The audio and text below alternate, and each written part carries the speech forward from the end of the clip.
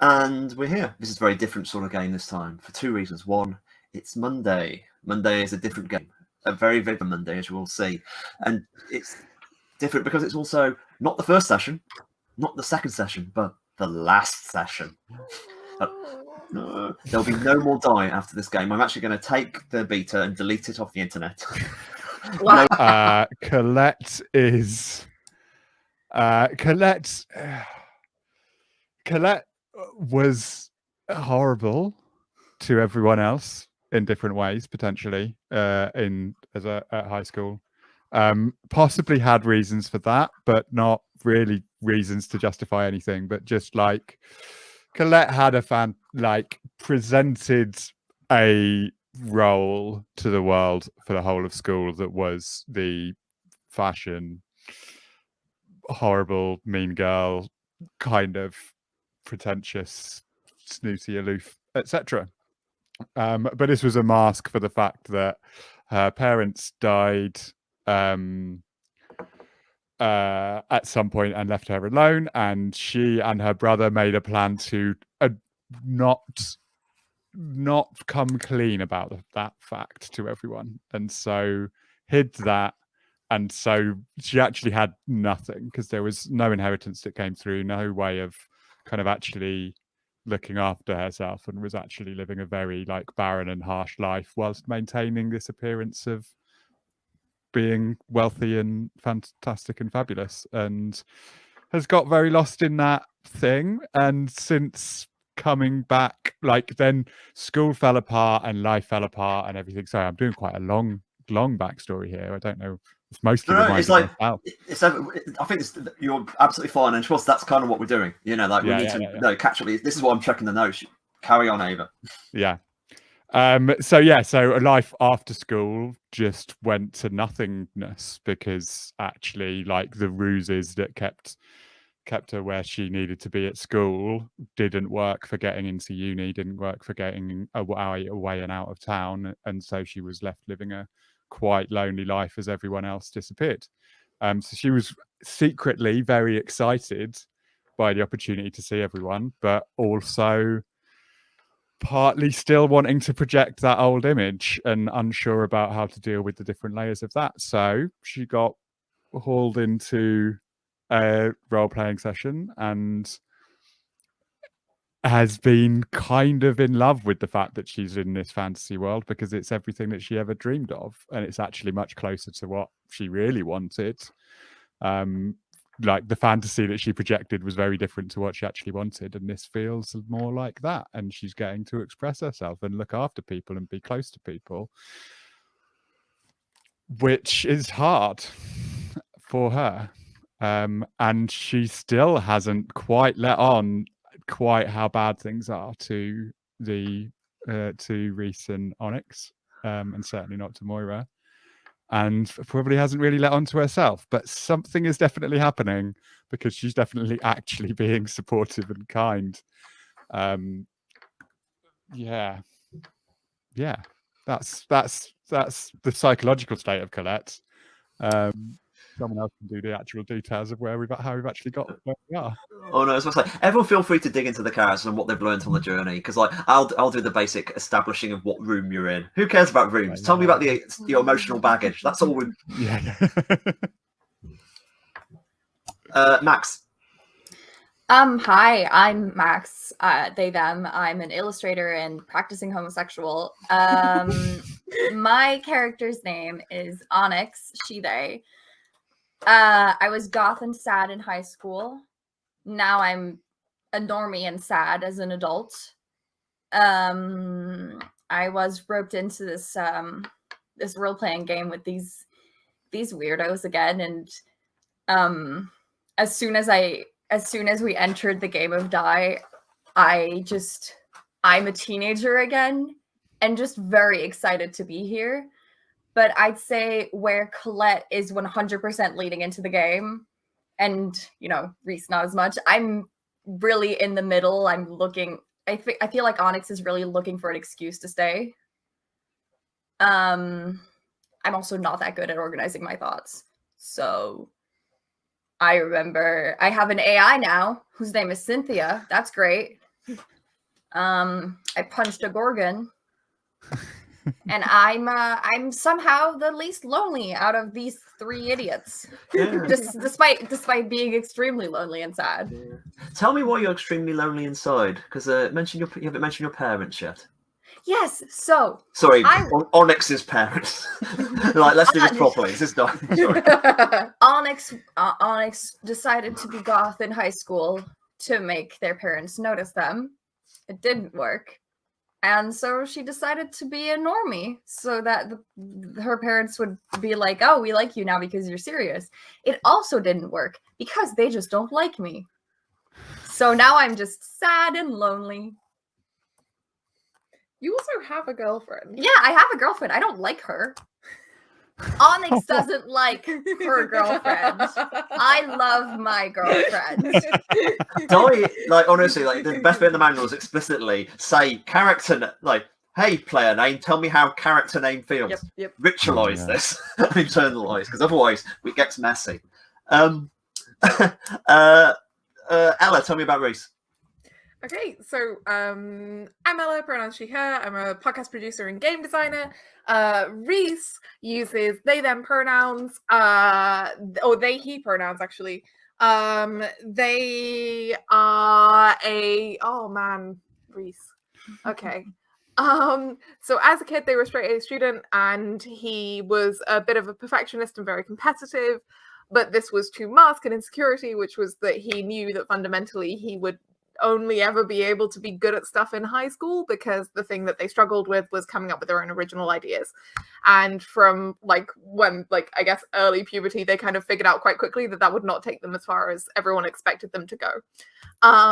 Also, because of this kind of fundamental issue, they became quite enchanted by Moira, our GM, because Moira was intelligent in a way that Reese just isn't, but desperately wants to be. And so they fell very in love with Moira, and then they just tried to run away from all of the kind of pressures of straight A's and performances and stuff. They also had a little bit of a thing, which was that as much as outside of their D&D group, with Colette, they and Colette would never be able to be friends because of the High School Musical can't sit at the same table thing. They actually cared quite deeply about Colette because they related to her facade, which was, having to be a perfectionist and present a perfect image in the way that Reese had to get perfect grades. Colette had to have the perfect manicure and the perfect fashion and everything. And so Reese kind of sympathized quite a lot with Colette, and the fact that Colette also came to this D&D group to let her hair down and let her guard down in the same way that Reese did. So Reese kind of felt a lot of affection towards Colette. Also, Reese and Onyx, we kind of discussed last time we played, figured out they were queer pretty early on. Reese is just GNC as fuck. And so they kind of also identified in Colette a kind of baby gay who was coming here and expressing herself, but maybe not as much outside of it. So they felt very protective of her in kind of a weird way. They ran away from everything. They got a shitty job and a shitty flat. And they have just been by themselves for a very long time. They have a goldfish, though. They did go to Pride. That was a highlight. That is pretty much the only good thing that's happened to them since they left school. They realized that running away from their problems did not fix their problems. So when they were invited back, they were very excited, especially because of coming back to Moira, for whom they still have a very kind of deep love and trust to the point of naivety. And they were also very excited to hear from Colette, who they hadn't heard from because she kind of dropped off the face of the earth, and they had been very worried about her. In the game itself, he's not feeling great. He's not had a great time. Poor Reese. I mean, the first thing that happened was that he was very concerned that Moira set this up in the first place, because he's terrified that something horrible's happened to Moira in the intervening years between school and now, that maybe she's been experiencing some kind of domestic abuse, or that she's in some kind of depression, because why would she do this? They are also worried that we are all going to get killed, and they're worried that they have to be the grown-up because Onyx and Colette are so excited, and they feel like they're the only person who isn't fully buying into this possibly very dangerous fantasy world. And so they're quite worried about that. And then then a Gorgon outed them for having attempted suicide in the most horrible and humiliating way possible, and they had a panic attack. And that was bad for Reese. That was a bad time. But then when they kind of actually managed to finally like get some support from Colette, which meant a lot to them, like so much. Like I cannot describe how much this meant to Reese. Because they are a person who was quite emotionally distant in a kind of British stiff upper lip way. And so they kind of like cracked a little bit. And the fact that Colette was there for them and didn't rebuff them and actually protected them and was there for them when they were vulnerable meant like an enormous amount to Reese. So they're actually feeling okay now because Colette was there for them. They're still just their anxiety. They're an anxiety. They're a ball of anxiety. They also trust their god way too much, considering that he's literally the god of chance and fate. They trust him too much. I'm sure that won't be a problem. That's excellent. And I'm playing Moira. Moira, she, her is... so I'm Kieran, he, him. I'm playing Moira, she, her. Moira was a GM. Moira was very quiet outside the game. Like everyone knew she was deeply religious in this school. But she came to life inside the game. Like, and she clearly expressed herself in lots of different ways. She's bisexual, but like kind of not in the closet. It's like, you know, in the closet and buried beneath the ground in that kind of way. She got married to a man, which I think very specifically, and she's just quite intense. There's a kind of intense distance to her. There's all manner of times she hasn't been quite as trustworthy. There's a suspicion that she might be more of a control freak than she appears. When she appeared on this earth, she transformed into a latex-clad warrior death nun and then teleported away. To the players have now realised that it's the Cathedral of Sound that lies in the heart of the city. They've arrived in the Neon Shadowlands, the game they played as their kid, but warped horrifically. We mentioned the Gorgons earlier. The mean girl Gorgons haunting the streets, looking for deviants, like adventurers. Adventurers gather in dungeons, hang out with each other, have adventures of many kinds together, and discover things, because that's what adventurers do too. And where we left them, you've gone into the tunnels, which are basically used for harvesting the neon magic stuff, which is the best route, not going overground over to the city. And there was a fucking great party down there. And the players, like, partied, probably got laid, and then went to sleep. And the last image we saw last time was the ghosts, spectral figures of Colette's parents standing over her and sort of saying, finally... she can have her inheritance, finally, and then sort of fading away. And then we're going to hard cut back to the night before, and let's have a moment of happiness in the dungeon. Like we described the place. This is like basically we said this before. It's gay clubs as dungeons is our metaphor. So it's a fantasy bar beneath it. They've got little, like, a lot of the neon stuff's been taken, as you've kind of previously said, but the kind of the glow of the aura of Angel, Onyx's character, is sort of like at least part of the kind of party lights. Like, I'm gonna sort of like anyone who wants to actually find someone called to just have a passing moment of passion with can. I'm gonna say, like, I'm gonna go around the group and I want to tell me who catches their eye in the room. Like, as in, like, we've established a bunch of characters last time. Feel free to use one of them. And I'm asking each person the question. We go in the same order again. Ava, who you know, you were the person who was like most doing eye flirting with people earlier. Who's the person that you know, or person and or people who caught your eye? I think I like somehow collect a little pick and mix. And so that's like one of the butch bodyguards like provides a kind of like stable base. Nice. There's a couple of layers of like cute, high femme, tiny, like just little like elven, pixie dancing types, like kind of lady twinks. Do you have lady twinks? You must have lady twinks. Basically, like, these like... are, to use our terminology, they are rogues. And what's the other one? It's let's say clerics. I think, or druids, if they're kind of like yeah. So as everyone calls them this world, they are rogues and druids. Yeah. Yeah, and then just like one like statuesque, like I need someone as tall as me, right? Basically, Obviously, you're going to find a barbarian. You know, yeah. That's it. Colette finds like a gorgeous, like, yeah, statuesque barbarian, but not like muscular, but like, just like a statue. No, actually, that's it, isn't it? A statue. I saw you going there. I like it. Statue. Yeah, like just like glorious mass of everything, and basically like we're just like dancing and hugging and kissing, and the others are kind of like wrapped around us, and we kind of stay like that, find a dark corner, and kind of swirl around each other for a while. That's great. Okay. Hey, that's a beautiful scene. Ava, like I was like, you've jumped on my second question, which is fine. As I'm going to do, it was going to be, and how do you actually hit it? You know, who do you see and who do you hit it off? How do you hit it off? So I mean, essentially, it's just me like getting up and going for a dance and just like making eyes with people to like suck them into that moment and that thing, and. Actually, your trident's like I'm trying to have the trident's deceitful, if everyone remembers. So the trident's going. Yeah. Don't worry, everyone will love you forever.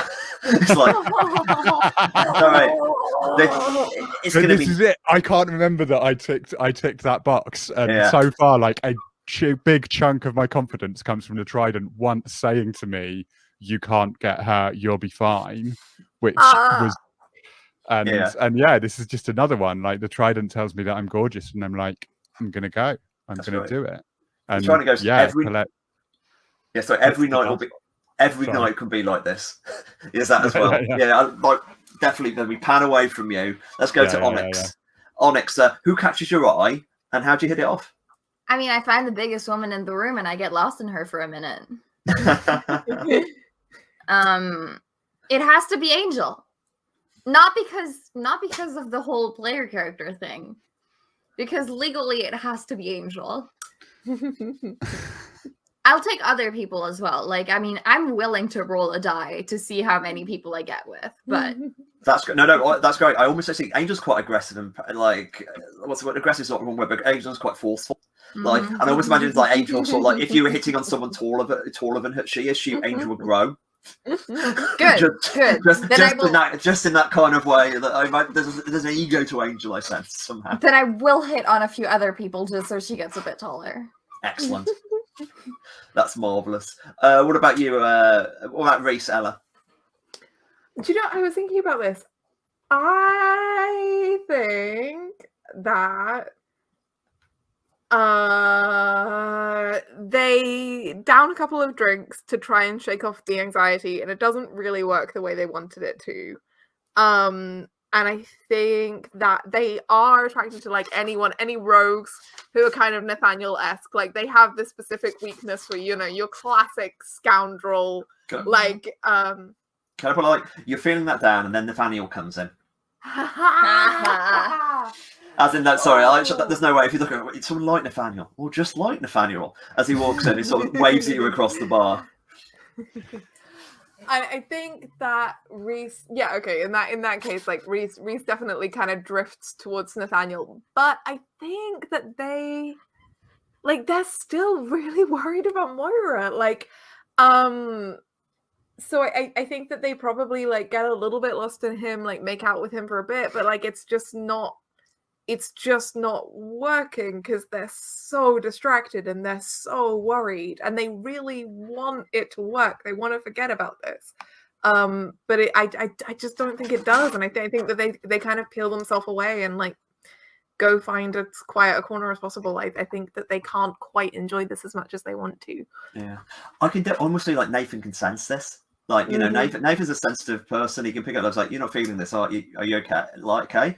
And also he takes your own, maybe kind of like looks after you a little in this kind of like, you know, this is, and I imagine Nathan always saying, the thing about this is like, we're in this together, you know, like we're family. We've got to look after each other. I mean, it's not always just the party. You know, the party isn't about partying; it's about the party. You get it? And we hike up from there away. Nathan's a sweetheart. I'm really into Nathan. Also, I'm just imagining like Colette's whole thing is like the Sense8 kind of orgy montages. Like it's just having the best fucking time. I was considering just like throwing one of the clerics at you at one point. You're like, I've got enough. I can spare one. Can you go and make sure that he's okay? That's wonderful. Right, I was about to say, otherwise we can hard cut to the morning in this kind of way, and like probably you're all kind of heading out. Like I said, I would like a kind of scene with you talking to each other about like the weird event, because like the way I picture this, you're heading into these tunnels. You've got the light of yourselves really, so to find your way through. Like the Neo's sword. Oh, there's something's a problem. Your sword stopped working in the morning. I don't like that. What do you not? What voice did I use? Cynthia. What voice do you not like? Sorry. What is the problem, Onyx? Why is my sword not working? Why is it not? Fair charge has deactivated. You look around that. Oh, actually, you spent that gold coin earlier as well. Fair charge only activates for a day. That's fine. How do I get more? You must locate gold on your travels. I will warn you if any. I will notify if any in the area, or you can actually choose to go and look for one now. It would involve going off by yourself. Like there's that kind of like. I think for the first time you realise the cost of things in that kind of way, I guess. Can you not sense any? Like, is there nothing nearby? Like, it can't be that rare, right? Neon, and it actually licks up. It says, "I can sense major deposit ahead."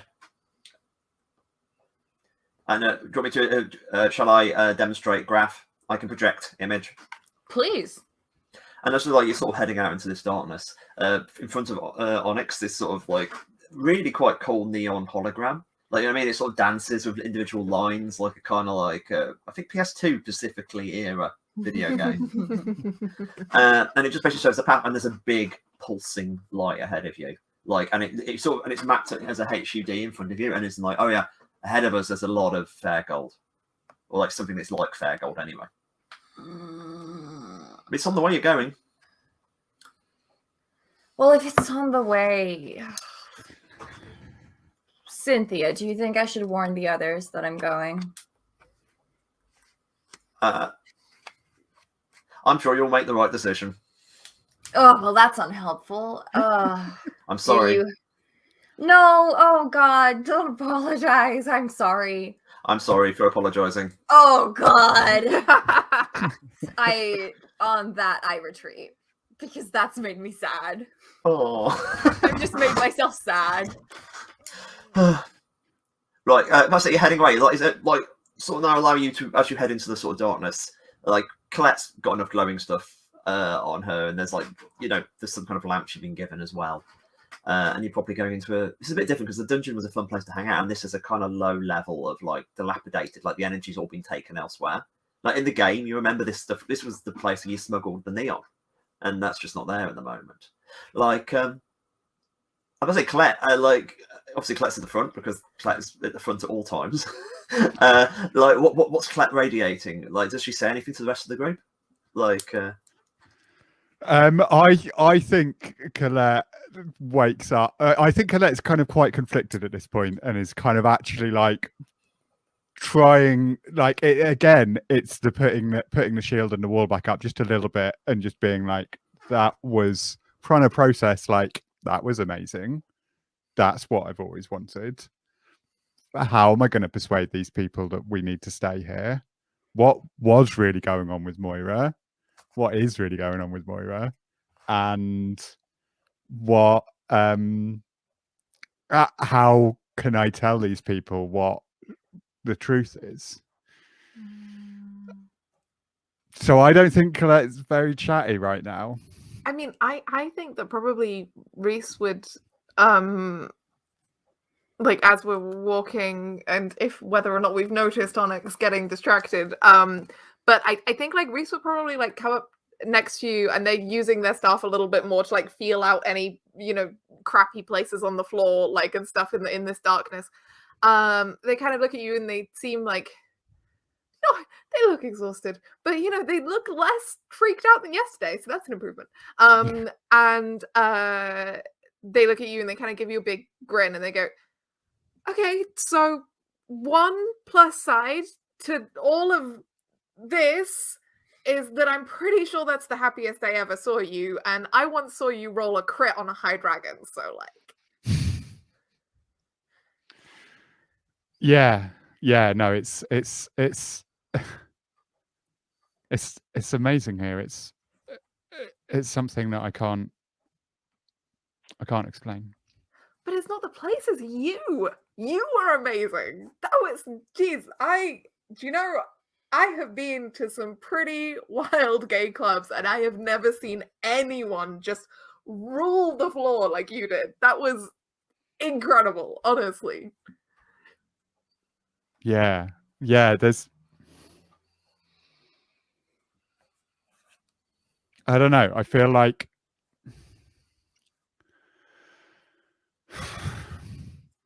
I always wanted, I should be used to that, right? But it's not.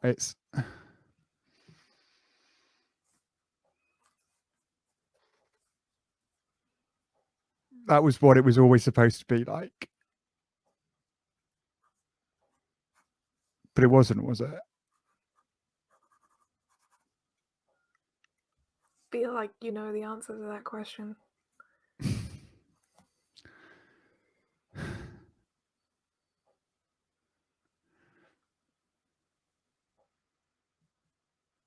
I've got nothing, Reese. I never really did. What do you mean? Like people? Like, Yeah. People. Money. Somewhere to be. Somewhere to belong. like Reese It was stops all. walking. Sorry. It was all.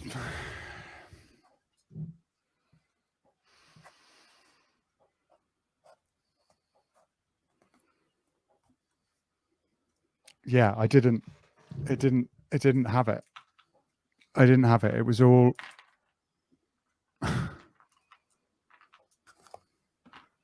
It was always a lie. It was all of it a lie. It was all pretending to love rugby men for a couple of months. But everything, Reese. So Reese like stops walking, stares at you for a second, it's kind of like looking. You haven't. Okay, all right, okay. And they start like kind of pacing back and forth in front of you. All right, okay. Let's start from the top. First, gotta be real with you. You're great, and I think you're a good actor. I've seen you improvise, but the rugby guys thing, that one I had a suspicion about. Like, geez, you had terrible taste in men. Second thing, holy fucking shit, Jesus Christ, that must have sucked. Oh my God, I can't believe we didn't know this whole time. Third, I didn't want anyone to know. I couldn't have done it. I don't know. Don't tell anyone. I won't, but Claire, Letty, Claire, item number 3, for what it's worth, it's, you don't have nothing. Just putting it out there. I mean, like, it's like 1% above nothing, but you've got me, and I have a goldfish, so you've got me and a goldfish. And if you need somewhere to live, then I have me, a goldfish, and a shitty couch. I did get it off the street, but it is clean. I mean, yeah, no, it's definitely, I'm pretty sure it's clean. And I'm a shit cook, but I can cook, and we'll figure it out. If you want. I mean, obviously, like, I mean, but just, you know, if you wanted something, then I just don't know. I just don't know. I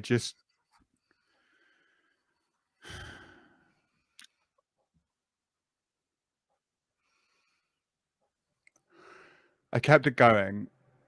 And it was what I wanted. And it might not be.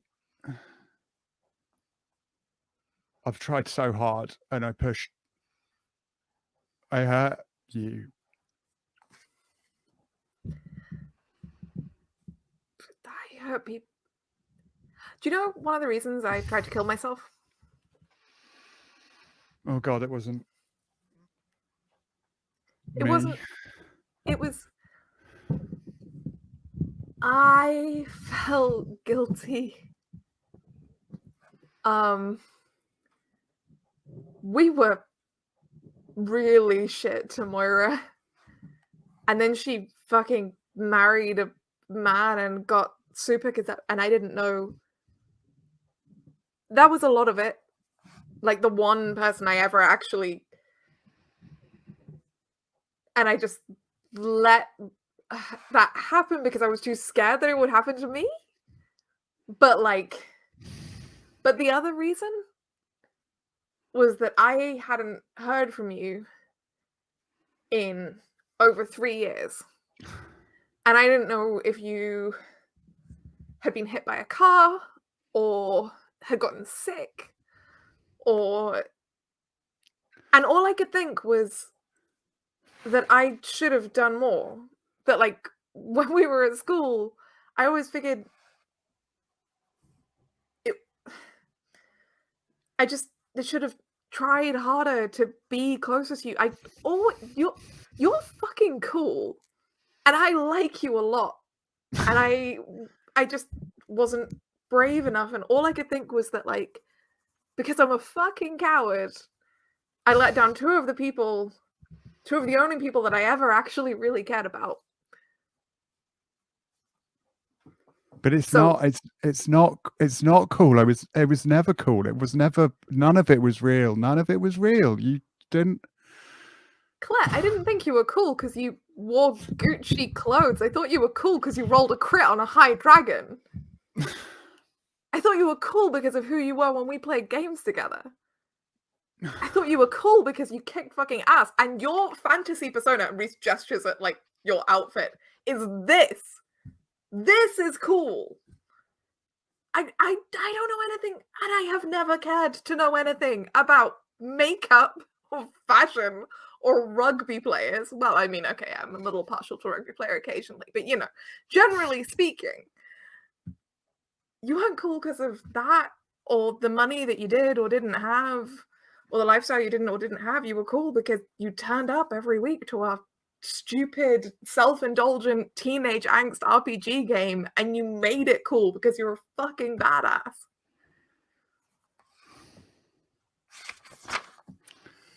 I don't know how to be that, though, if I'm not here.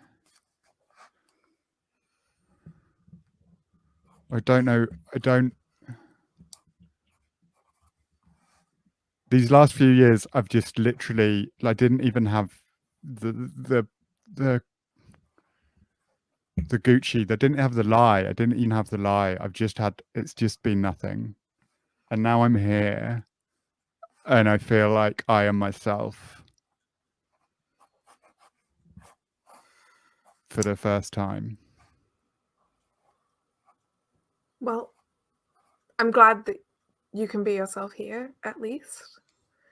But, okay, two things. Maybe we stay. I mean, if I can be convinced that we're not going to get fucking emotionally eviscerated by gorgons that look like teenage girls that bullied me in high school, I'd consider it. And if we don't stay, then you come and move in with me. It'll make life a lot easier to not be by myself, and we figure out together how we can be ourselves. I think step one is not doing it alone, and I also have been failing at that pretty fucking hard the last couple years. And I don't know how to be myself or do what I want to do, but when I'm with you, I feel like I can do anything. And I feel like together we could figure it out. If we're here, I can certainly protect you. That's appreciated. And that's what I want. I'm going to say, like, this is really tender and it's in the dark, but there's a weirdness thing about Emotion Nights in that, like, this has got very, I would say you've sort of grounded yourself, I would say, Colette has. So, Yeah. like, your amazement on level 3, I'll take your amazement down to level, like, 1 for the sake of now, for reasons I'll explain in a second. That's like, so there's a difference. This is much more grounded emotion, but like, so you've actually lost the ability to use your creative violence, which is one of your major abilities you have not used yet.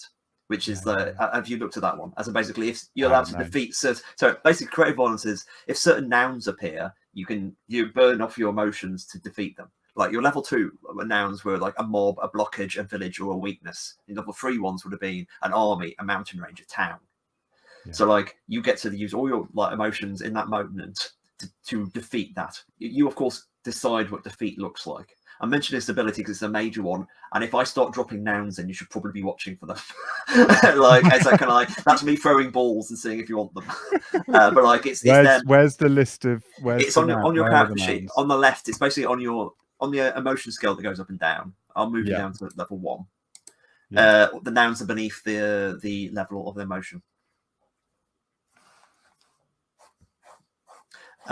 So they're like, you can't access them at the moment, but you will be able to access them next time. Oh, I see. Yeah. So it's kind of like this. Like most of the characters in this game have like 2 sorts of abilities. One which is the mechanic-y ones, as in you get to hit harder, or basically the standard sort of game abilities, and the other ones are the big narrative abilities. So Onyx has overcharge, as in you spend gold to get bigger effects. Reese has like the actual miracles with the god, as in you bargain with the god something you want to solve any problem. Whilst Colette is as an emotion knight, they get to defeat by these things. And of course, you mentioned some of those are conceptual. So like it is much more kind of like it is that idea of what creative violence as much as creative. I just want to highlight them because they're like the ones where you really get to kick the narrative in major ways. Yeah. That's cool. Okay. The moment of sorry, Ella. Oh, I'm really sorry. I just wanted to add that when Colette says that she can protect me and that's all that she wants, I think like this whole time Reese has been like on the balls of their feet, like trying to resist this urge, and when she says that, they just fucking hug her. Like they just fully just give her a big hug and just squeeze their arms around her very tightly. That's beautiful. Amazing, someone would say, but like it's a distraction, as in the collectability. What does Onyx make of all of this? Oh, do I hear that? I mean, how much? I mean, like they've stopped, so the party's sort of like you've probably been. It's like you could have been close enough to here, or you could have backed off a bit, or depending how private and intruding you want to film. I feel like this wasn't for me. And I feel like Onyx is probably distracted by the fair gold. Yeah. Are you guys okay to say that I didn't hear any of that? It's up to you. Totally up to you. Then I think I'm a bit up ahead, and I'm just like sniffing for gold. Okay. You had as you had the corner as Onyx is exploring, you sort of see the. Actually, here's a good question. Like, actually, Onyx. When you were adventuring in the game, what was like what was the sort of the midpoint of the tunnels like? Ooh. Like what do you remember from the game? We hit like so the tunnels are like quite like they're big enough to fit a few people, but they're still quite claustrophobic, right? And the midpoint of the tunnels, you just hit this massive cavern that just like this drop. And there's probably like some waterfalls and stuff. That's great. Honestly, it should be what you get there, and it's weird because that vertigus moment actually hits. But then you realize something is a bit different in that they're kind of like there's none of the lights anymore. The waterfalls aren't running, but there are two ghostly figures standing at the bottom of the cavern as if they're waiting. You don't recognise them. So I just see this. Yeah, you see this because you're up ahead. So like you've Yeah. reached the cavern and there's two ghostly figures standing waiting in the space. I retreat. Actually, I'll pause for a second. Actually, as well. So you're the passage in, and then the passage is like another passageway continuing onwards off the other side. So there's only one way in and one way out. That's the thing I'm establishing here. But okay, now you can go back to the party. If you Yeah, wish. I look down and I just kind of retreat. Okay. I see you guys are having a moment. There's ghosts. Ghost? The waterfalls are dry, and also there's two ghosts. Okay. Reese gets their quarterstaff out from behind them, looks up at Colette. From what I remember when we played before, ghosts were a pain in the ass to fight. They had resistance on most kinds of damage. I ask my trident, how do we feel about ghosts? How do I feel about ghosts? Ghosts can't hurt you either. Nothing can hurt you here. Oh boy. And Right. ghosts, but be careful. They have, these ghosts. What's that? These ghosts. Don't worry. It's pretty calm. They're not going to blow your mind. Yeah. I go in looking for a fight then. Sorry, Colette goes in looking for a fight. Like you move in. Everyone piles in there, and there's the You're about like 10 yards away when you actually suddenly recognise. Ava, tell me what your parents looked like. Like they are like it's a like short beady fox like man, his dad, like balding but a bit pointy and like wiry, and mum is, and yeah, and mum is how does mum look? I don't know. I really hate describing people. Just broad, like it's like yeah. Just broad strokes, yeah. Yeah. Like a bit sparrowy. You know when someone's like really like tiny and pointy and lots of angles and flitting around a bit. Yeah, Foxy and Sparrowy. That's a good kind of like pair. Yeah. And it's kind of like that's what it is. Worth noting. If anyone's ever like stuck for inspiration, you're also allowed to throw it back to the group. Yeah. Like it's absolutely, we're in this together. And the kind of like one of the things about that is the agency passes around. So like you get to define anything in the real world about your persona, and I get to define anything in the fantasy world. As in, you have the final word in the real world, I have the final word in the fantasy world. But like you can also pass it. As you've noticed, I've regularly passed that agency back to you. So that's that's how we demarcate that. Am I very ruralsy today? That's quite unusual. Okay, and these people are standing there, and they're a little bit like you. You immediately recognise your parents. People you've not seen for like over a decade. They look sad, but incredibly happy simultaneously. As in, they're just sorry, but also very glad to have seen you. They are dressed in robes, scribe-like robes. Has Risa Onyx ever seen your parents? I mean, Onyx was. I said Onyx didn't recognise them, but that was quite a way back. No, I can't quite work out how the timeline would have been in my head, but I think it's a no. Yeah, there's like it's like oh Colette, our beautiful girl, you're here at last. What? How are you? What? I said I know you must be sorry. We never meant. We were always wishing your best. I mean, everything we did with that house was it was going to save it would save so much money, and you would all gone to you, and everything would have been like, but we can make it up to you now. You must have been so sad. Like, I'm so sorry. We're so sorry, Colette. I mean, we've made, but hopefully this can make up for it. And they sort of they gesture like this, and it's like the lights come on, and suddenly neon shapes form up around, filling the entire chamber. and you realise, Ava, like when's Colette recognised? Hey, this is a neon shape, like a majestic palace forming out of like neon. But at the same time, how do you recognise elements from the library where you work in the real world? What's the elements from the real library? So the library, the library that I've been working in is just like is literally like a kind of cupboard.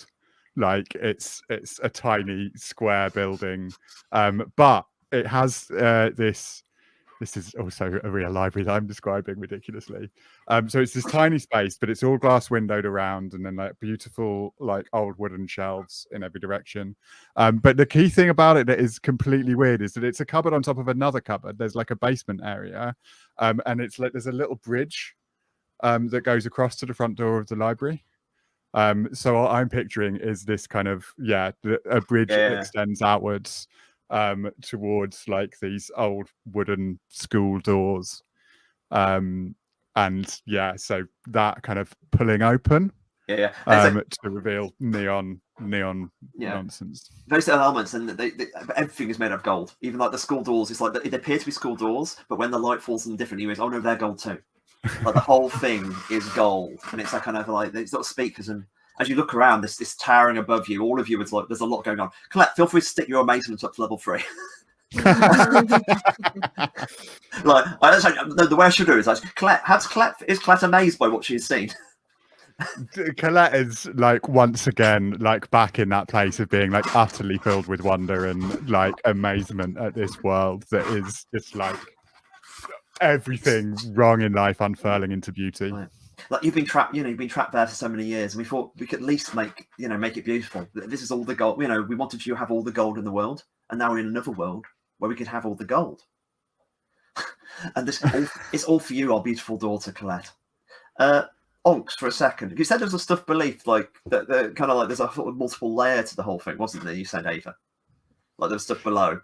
Yeah. There's more stuff below it. So I imagine it's just like there's this box of stuff that's projecting out into the middle of the thing. Yeah. And as you cross over the bridge, there's stuff, trees, waterfalls, everything underneath. Right. There's stuff down there. It's a beautiful and it's almost like the books in the library have come alive, and you can sort of see a waterfall.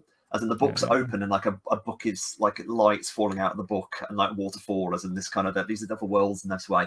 There is one thing you noticed about this. I said it's sort of, as you turn around, it actually now goes behind you. Like you cross the bridge to do it, but now it's actually filling the chamber like a complete sealed object. Like Onyx, give me like what's the visual for your parents? Like, tell me about them. Like what did they actually? I'm like, what did your parents do for a living? Wait, me? Yeah. Mom's a software engineer, and dad teaches history. Great. These two little gnome type figures come rushing out from behind the bookshelves, holding various chaps things. They kind of run up towards Onyx before she has a chance to realise, and throw their arms around the bottom of her legs. They look up. They have your parents' faces, and they beam up with you delightedly. Onyx, we're so glad to see you. Oh, we missed you so much. Here, have some gold. She's got, and then the mother says to the father, "Stop! She's got no gold. Give her some gold." It's like, Onyx, here, have some gold. We got this for you. It's a burning bit of fair gold. We've got some more, Guys, I was really on the fence about this, but like this is fucked up. My parents hate me. No. We've loved you. We've always loved. We definitely love you. Please take the gold. Yeah, no. Reese reaches into the back of their mind wherever they found Chance, and just kind of like looks over their shoulder. It's like, okay, Chance, 2 questions if you're listening. I really hope you are. First question: how do you know how to see through illusions? Because this is fucked up. Second question: do I have the spell Turn Undead? Sure. Like 1, no, but the undead Chance goes, well, if only you've read the rule book. You had come to this place terribly unprepared, my dear. But I will answer your very reasonable questions with a suggestion. I would look slowly upwards. I look slowly upwards. You stop, and you realise above you is a glass. It's like a big ball like a glass thing like this, and it takes a few seconds to realise what it is. Like it's an enormous bottom of a glass dome, and there's water swishing around inside there, and in it, the size of the whale is Simon the goldfish. Simon the goldfish swimming around happily in the water. Looks at you with their big goldfish eyes and says, "Don't worry, Reese. I'm fine. I'm right here. You don't need to worry about me." Simon's dead. And I'm about to we're about to have the break, and you look around. There's something else you realise about the actual room. It's full of wonders and weird, disturbing. You know, I said it filled the chamber and sealed the exits. It sealed the exits because it's filled the chamber. There's no way out of here. And we'll have our first break. Coming back about 10 to. Yeah, perfect. Excellent. And I've got some really bad news that I forgot to hand out the dice. Yeah, no, I thought about that It when was you were all just fake. talking about dice. Yeah. But But you like, forgot to take them in last time, so I think Yeah, it's so- okay Oh, yeah, because they still actually have they've the just been magic. sitting here active for the whole Yeah. time. That is literally what I thought myself. So I am going to collect them at the end of the game because the power has been out there with you. Are you though? I will. How can forget? Because that's the only thing I've got to remember for the end game. That's literally the game. Otherwise, the game doesn't end. It just carries on indefinitely. No, what a shame. You have to like when ghosts start coming from the real world. That's the thing is we've got to keep die bracketed off from reality, otherwise things get very strange. Let's jump in. Okay, previously on, we are trapped in a golden magical construct sort of place. I mean, you're not even sure what it is, but like this has appeared. It's part golden library based upon the purgatorial place where Colette lived. Her parents as ghostly figures are sort of gesturing around it. Tiny gnome-like Onyx, very loving Onyx's gnomish parents. Don't think they were gnomes in the real world, but here they definitely are.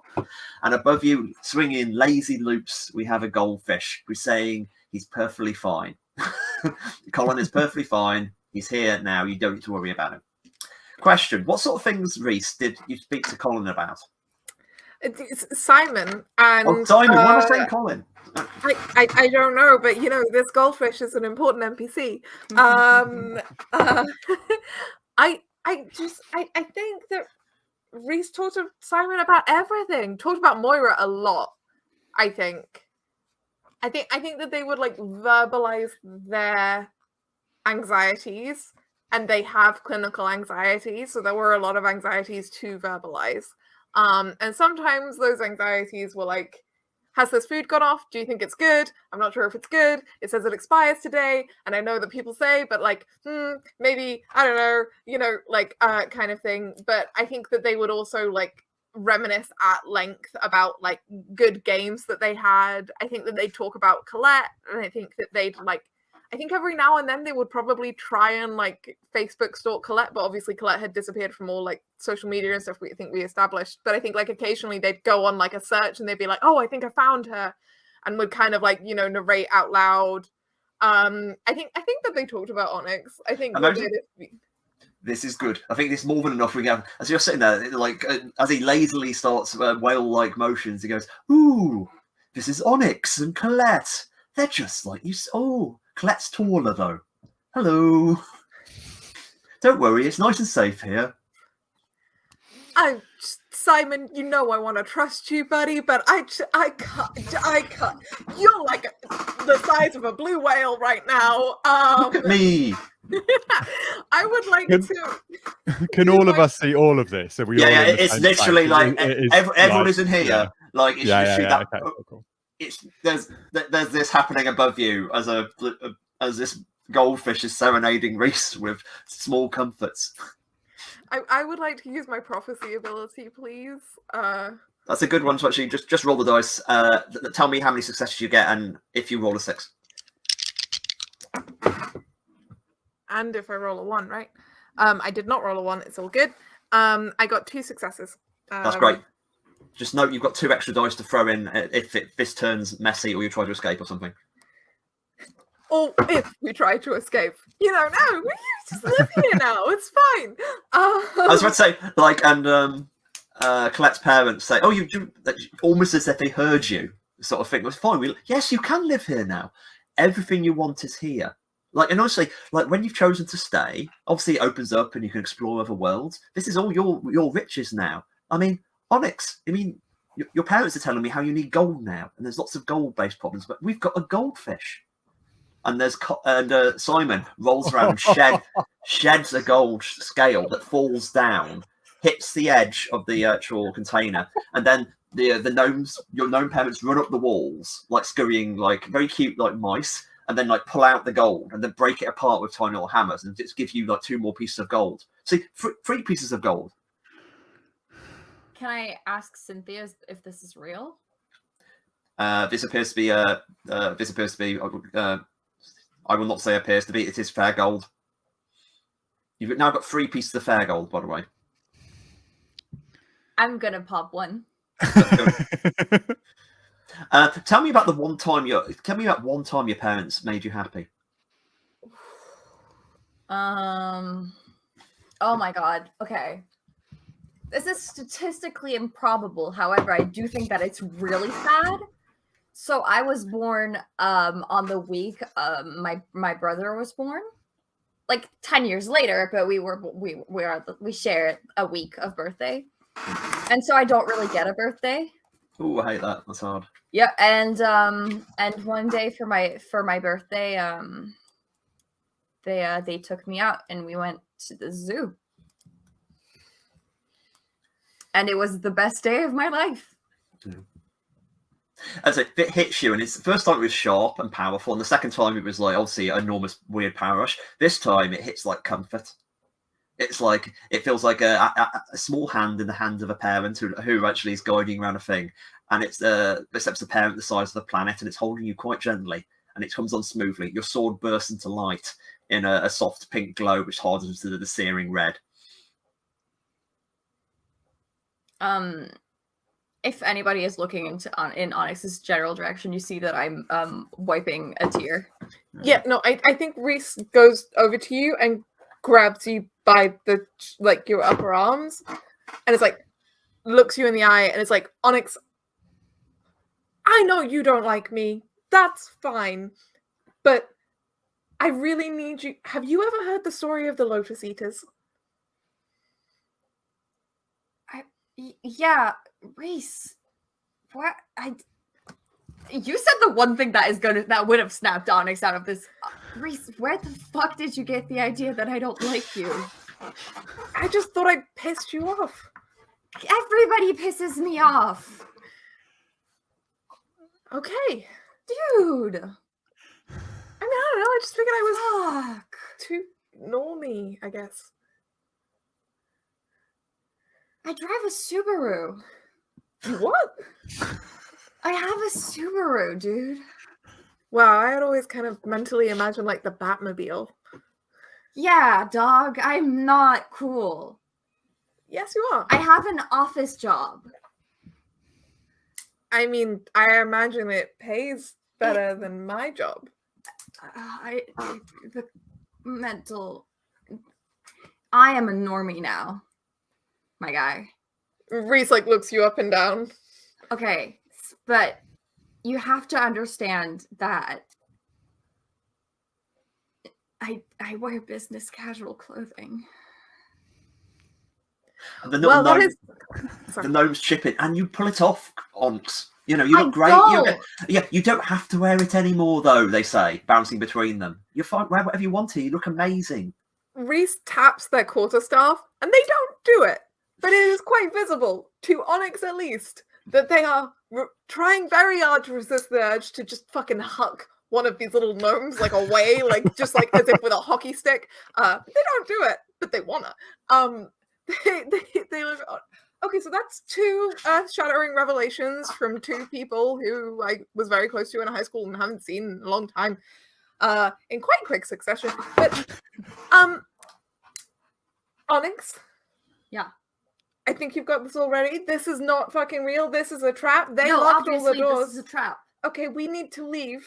Yeah, but Okay. I'm mostly concerned about the fact that this trap made Colette's stuff just really realistic and good, and made my parents weird gnomes and also your goldfish. Yeah, I'm not looking at Simon. I think if I just don't look at Simon, then See, I can't look away from my parents. This is mesmerizing.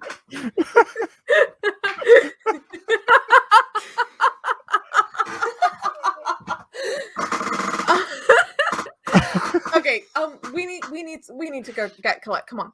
And it's gonna go over to where Colette is. Colette. Yeah. So Pause for a Colette's second. just been like, Pause. Let's see what Colette's been up to. What you been up to, Colette?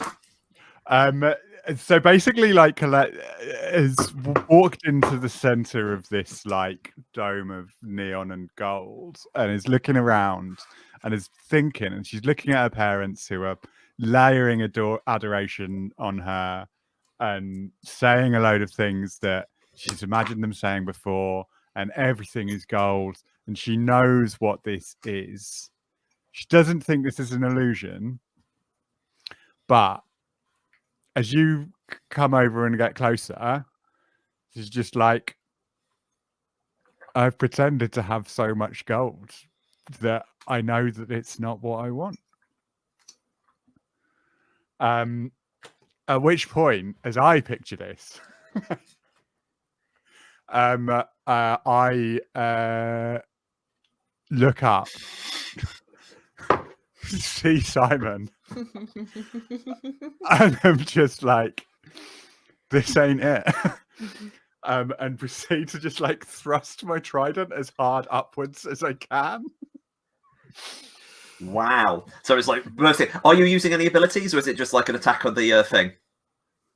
I think it's just an attack. I can't remember what movie. No. I think it's just. I mentioned that this isn't right. I think that that's cool. Sorry. It's a good like attempt to sort of. Are you tempted? So okay, let's step to the mechanic. What are you actually trying to achieve? And what do you want? What does success look like? To me, success looks like breaking upwards, right? We're at the To shatter everything. We need to get to the cathedral. Everything that is here isn't. The gold is not what I want. Like, okay. For all of the times that this whole fantasy has been giving Colette like exactly what she needs, gold and the love of her parents, like the connection with her parents, isn't actually it. That's great. I was like what will happen is like basically since you're attacking the globe, it's like this is probably going to shatter, send water everywhere if it succeeds. It's because the real problem is like the whole thing is basically a blockage around the area. Like there's a sort of the whole kind of the blockage is the major problem if you wanted to actually get out the area and destroy it entirely. So this is kind of more like escalating into other sort of areas. But I think lashing out in rage is a good start to things. Yeah. Do you want to make let's have a roll like Reese and Onyx? You're sort of seeing this happen. I have one mechanic. Sure. Which I just realized, and I'm very happy to just like abandon this because I didn't remember it at the time. One of the 2 successes I rolled was a 6. The other one was a 4, and then I rolled 2 3s. I am very happy to ignore that because I'm aware that I didn't say it at the time because I forgot that there was a special rule. If you've got it. Like that's the rule, of course, is an extra success, isn't it? Yeah, like so you've got 3 then. If that's okay, I'm very happy to also say that I don't because I forgot to say it at the time. Like seriously, like this sounds absolutely fine. Like there's not a problem with this. You have 3 successes to use as you wish. Thank you. Sweet. Right, Colette is bursting for Angela. It's like your parents like this mousy and fox like person. They until they become slightly more mousy and foxy and sparrowy. As they kind of like you can see the sort of the ghost shape changes. They start moving. No, we built this for you. Everything was for you, Colette. And tell me how many successes you get. Like what am I rolling? Roll whatever your attack is. Okay. She gives us Like so basically you roll your attack, you add you get an advantage because you're a weapon. Okay. Reese could actually spend an ability if you want to help. Of course, if you want to make it harder, because you may not want to, for example, get your goldfish smashed and remove the That's not Simon. That is an abomination taking on Simon's form. That is desecrating Simon's being. Simon died in real life, and this is his ghost. Leave me alone. You're gonna kill him again. Well, We've then been I in will here so spare long him that purgatory. Simon's died. Yeah. Oh God, No. I forgot that Colette's just been offered the goldfish as a route. Living with Reese and the goldfish as a potential future, and is just symbolically destroying that. Oh Okay. dear. I was going to say, Roland, I would say it's one of these situations where I think you need like quite a few, because it's quite a tricky thing you're doing, because it's quite big and tough. You actually need 4 successes to shatter it entirely. Yeah. So, but on the front, it's basically got hit points though. So in other words, you don't need to do it in one go. Yeah. So roll like, I think if your dice pool's 5, so roll it. Is that including? I'm gonna give. Yeah, Colette a dice. including that one. Including that one, yeah. No, that's 2 successes. No sixes. Right. You're nearest. You reach up, and a crack runs across it. Another blow like that, and it's going to fall apart. Your parents are just like stalking around you. Stalking's the wrong word. Like they're sort of like, it looks like stalking, but it's also simultaneously like worried and concerned. It's like, Colette, serious. If you're going to stay here, yes, you need all this. Like, and they're going to gesture, and it's the moment of Jesus, Satan showing Jesus the majesty of the earth, as they gesture through the books, and the books open, and the books give you views of all of the rest of the world stretching out, all the Neon Shadowlands. The encyclopedia of Neon Shadowlands bounces out, and the living pictures are in there saying, like, and there's pictures of amazing outfits, like in your aesthetic. As in, we prepared everything. We just wanted you to be happy in the real world, and we couldn't do that. We failed there. Here we can. We're not monsters. I mean, we're not really. I mean, I don't think we can be your parents. Your parents weren't ghosts. Like, but we did this. This is yours if you want it, and it's here whether you. Reese looks very upset and about to do something. Yeah, like I think Ava, if it's okay, unless there's something that you would rather do, what I would like to do, and then stop me if you would rather do something else.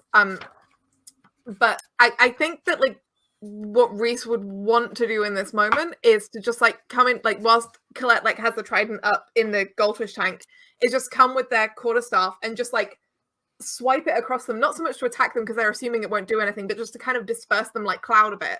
And to just get in front of Colette very angrily and kind of say, you don't know her, I know her. Okay, you twat, that's great. There's a moment I think actually you're going to get talk in your ear, and Chance speaks. There's a small chance that crack is going to spread. I would notice, of course, that's the laws of physics. Like the cracks would spread across it, perhaps opening the door, cracks all the way through, opening the route ahead. There's a chance of that happening, I would say. Yeah, you know what, Chance? I'm a gambling man. However, there is a cost to this one. This is significant. These are very powerful people we're messing with here. There's a significant cost. You cannot let her kill the gods. I would have no desire to wish to be dead, and Moira's deicidal tendencies are, shall we say, somewhat annoying. You can stay or go, and I'll talk to you about that later. But like, you cannot let Moira kill the dead. Kill the gods. It will not help her, because the god she needs to kill isn't in a place where she can kill it. So everything else is just collateral. Yeah, I'm about to say. So basically, the deal is, he's like you've got to try to stop Moira killing the gods. Yeah, and it's worth noting she's actually stepping to the rules. This is a major miracle. In other words, if you don't do it, the cost might literally be your life, or like some kind of a major problem. As in, this is basically a big miracle. In other words, it's you can always not do it, but it's that level of cost. Okay, here's the problem though. And not to be flippant, anyone who needs to check in or Exos if you need to, but Reese is suicidal. Oh. So here's the thing. If it kills them, is that the end of the world? Not for them. So they will agree to that. They will yeah. Fine. Yeah. I see, and the deal's done, and the crack is starting to go ahead. I was going to say, Colette, you got anything else you want to say to your parents at this particular moment? As the crack is starting going, because you're going to get an exit shortly. Yeah, I'm just basically like so like there's this thing here where there's like the gold and what they were offering initially is not what I wanted. And that made me make that decision. And then they present me with the Neon Shadowlands, and that's like, and then Reese steps in front of me and says he knows me. I love that. And it's just that I can't form words about that, but that it's on my face is like this power and strength, this like absolute doubt, and then this kind of something I never imagined. And I look at the parents and I'm just like, no. Like obviously, I imagine the camera work here playing across your faces and this kind of stuff. That's beautiful stuff. Don't worry, Onks, we're going to give you a moment with your parents in a minute as the cracking is starting to happen. So it's worth knowing. Inside, Trans says, "Vera, the deal is struck. May not, and I'll say this, child, and this has always been true. You may not believe in yourself, but I certainly do. You'll make the right decision." And the crack is spreading. Simon the goldfish is kind of going, it's just rolling uncomfortably, looking down as water's now starting to pour. Simon goes, it won't need much plumbing, I'm sure. Water will go everywhere, and don't worry, we'll clean it up. I'll be fine, Reese, don't worry about me. I can breathe air. You're not my goldfish. And Colette, your actual Trident goes, he can breathe air. Like the cracks open up in the far wall. Reese and Colette, are you heading for it? Okay, your position. Let's scan over to your parents. Your gnomish parents who are kind of like looking at you proudly, as in, "Oh, that sword is amazing. Where did you get it? Oh, it's so good on you." It is. You guys couldn't come up with something a bit more realistic. No, seriously, cut the crap. And literally, they look incredibly confused by this.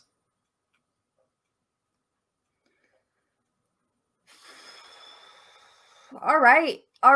We're playing this game. Hi, Mom. Hi, Dad. How have you been? Anyway, I'm gonna go meet my friends. We're going out. That sounds great. This is honestly like we need to obviously strengthen this, but they're just trying to protect you from that. This place can be kind of dangerous. And Colette's parents, we're talking to them. They seem very worried about Colette in that kind of way, as in they seem to let her down. And I'm like, you be careful because it's dangerous out there, and we'll be thinking about you. And I'm sorry. I know whatever your parents were, and I'm sorry they were like that. And we can be better. All right. Fuck. Yeah. Great. Take another piece of gold and wrap up warm, and just be brave, and everything's gonna be okay. I take it, and I think I just kind of turn around and don't just walk away in the direction of my friend without looking back. But I am also crying just a lot. Mm. And my makeup is tattoos, right? However, I'm goth enough that it is running. Yeah, I'll tell you what your tearing lubricants, as you got some kind of cyberpunk eyes that we realise or something. I don't know. Sorry, I meant as in lubricants melting the tattoos, which doesn't really work. But anyway, I'm sorry. Imagining oils, Yeah. Actually, what's she called? I forgot her name. What's the name of your AI? Cynthia. Yeah. Cynthia says, "Would you like to change to two to mood? Would you like to activate to two makeup mood following technology?" I sniffle and I go, "Fine, yeah, sure." Dramatic oil slick tears animate down your face. I am still entertained by this. Magnificent. And everyone runs out. The ceiling cracks, water splashes down. Colin flops onto the floor as you all kind of disappear into the tunnels, heading off, running away. You kind of run for several hundred, quite a while because there's water fucking following you. Actually, let's have some more dice rolls. There's fucking water from Colin the Goldfish's enormous bowl flowing down the corridor. What do you do to try to survive this torrent of stuff? Anyone got any ideas? Actually, let's say Onyx, as Onyx would have seen it coming first. You got any ideas? What's your reaction to this torrent of goldfish water? Fuck. I mean, I don't have much. This is I think I might try to grab onto y'all. That's great. Holding on. I think I just hold out my trident again. It's just fucking enormous. I'm just passing that out, almost I obviously water is the one thing that I can't stab. But I was about to say, with creative violence, everyone to grab. With creative violence, you can absolutely stab water. if you find the right noun, you definitely can. Sorry, and Ella. I was going to say, I'll grab the trident, but I think I'd look at Onyx, Reese would look at Onyx and go, okay, you have an AI sword. Does it have a shield setting? Could we make a raft? Cynthia, can you be a raft and or a shield? No, we could attack the, what should I say? It just pumps up suggestion. I could try striking what's it called when you boil water and turn it into steam? I could assault the water and prevent it coming. That sounds incredible. Do you need me to give you more gold for that? Very definitely. 2 units of gold. Pop, pop. Pop, pop. Yeah, it feels good. Okay. Honestly, it does. It feels like a rush. Literally a rush of torrent through your blood, I imagine. Roll the d10. Remember, if you roll odds, it works perfectly. Even, something goes wrong. Odd. Oh, that's great. It works perfectly. Describe what it's like when your superheated searing sword hits the water so hard that it basically turns it to enough steam which somehow escapes and doesn't cook you all. Now, I don't know physics. So I'm just going to do a little bit of brain magic. I think I slash at the water and it evaporates as the sword slashes through it. And it's I slash down like this, and it the water cuts in half around us. Yeah. You're Samurai Moses, basically. That's the kind of that's the way you've done the one strike, searing the air in front of you, and it's just jetting around you, enormous force, and it all passes quite smoothly. Colette hasn't spent any wonder, but you're still beyond wonder free. That was genuinely what the fuck was that? Fantastic. You sort of treasure. You walk along a bit.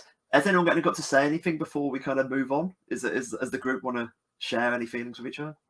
Onyx, I can't tell if the eye thing is a fashion statement or emotional distress. Deep emotional distress. Also fashion.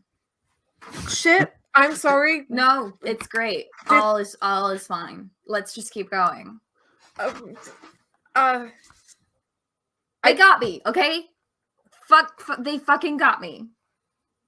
The gnomes. Let's just go. You know what you said earlier? I say so much shit. About your parents. What? Just for what it's worth, I think they're fucking idiots. Well, yeah, obviously they are, but No, but Onyx. They're fucking idiots.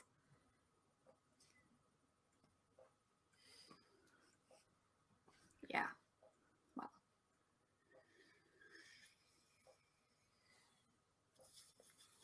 We have to go. All right.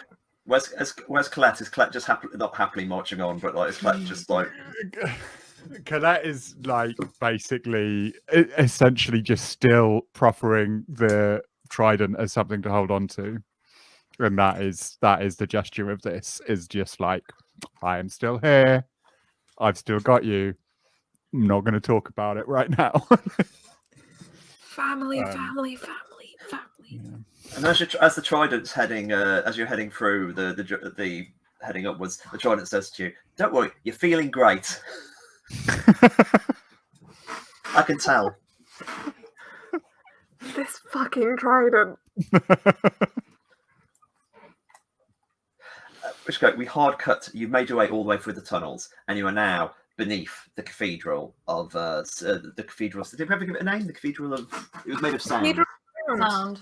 Yeah, I think it was Yeah, just the cathedral of sound. It's above you, majestically floating in the air. It was Ella. You were the person you were taking to church, weren't you? Yeah. Tell me what that church looked like. Which Moira took you to? Well, it was Catholic church. So, I think we established we were in an international school, but not what country. But I'm assuming England because Coletta's still here. I don't know, but okay, I'm getting too distracted.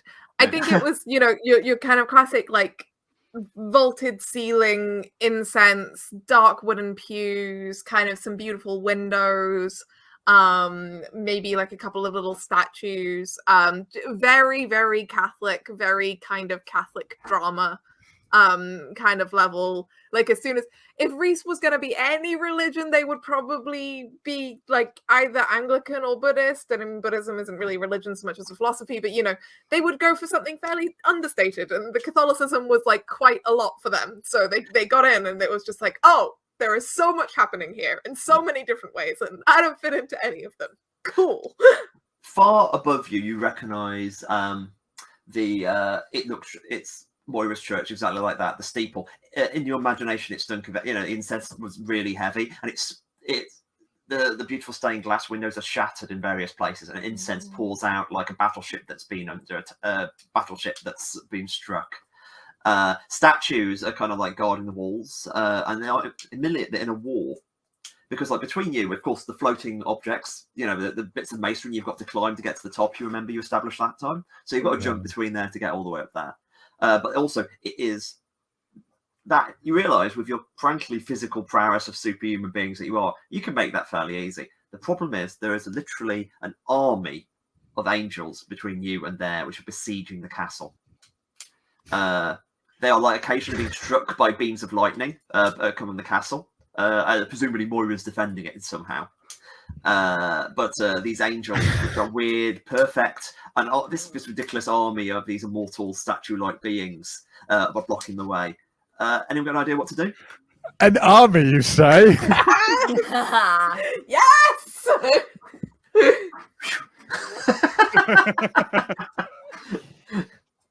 So Colette just like gazes up in wonder at this thing and is just like, this is spectacle, this is fantastical, this is incredible. And so there's just like a moment of just like gathering that awe around her and just being like, I think I got this. So yeah, creative violence, I believe. But I'd say that, and they're in the way. What do you want from me in terms of how? I've got the images. This is a wonderful thing. It's truly a wonderful thing. But unfortunately, it's in the way. Yeah. And that trident starts humming. The way creative violence works is you pick up your D8 for the first time. Hold up your D8. What you do is you roll.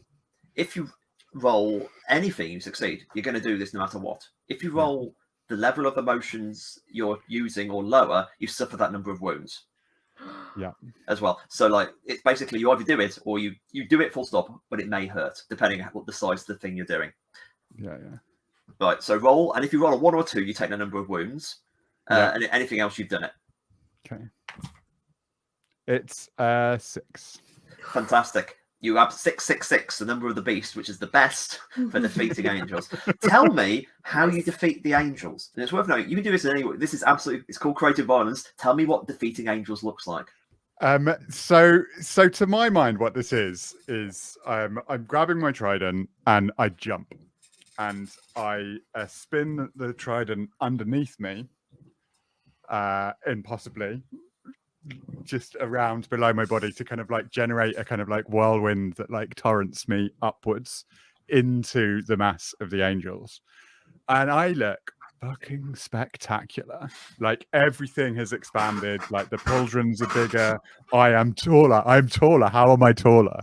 Like I'm just becoming this like giant, gorgeously elegant. The feathers are turning into like huge iridescent peacock feathers. Like everything about me, the piping, the neon is just like radiating more colors, impossible colors. Like doesn't just everything about Colette becomes bigger, and not just bigger but more, everything about it. And so I swirl on, and I'm basically a whirlwind flying through this crowd of angels, and these angels are utterly defeated by me.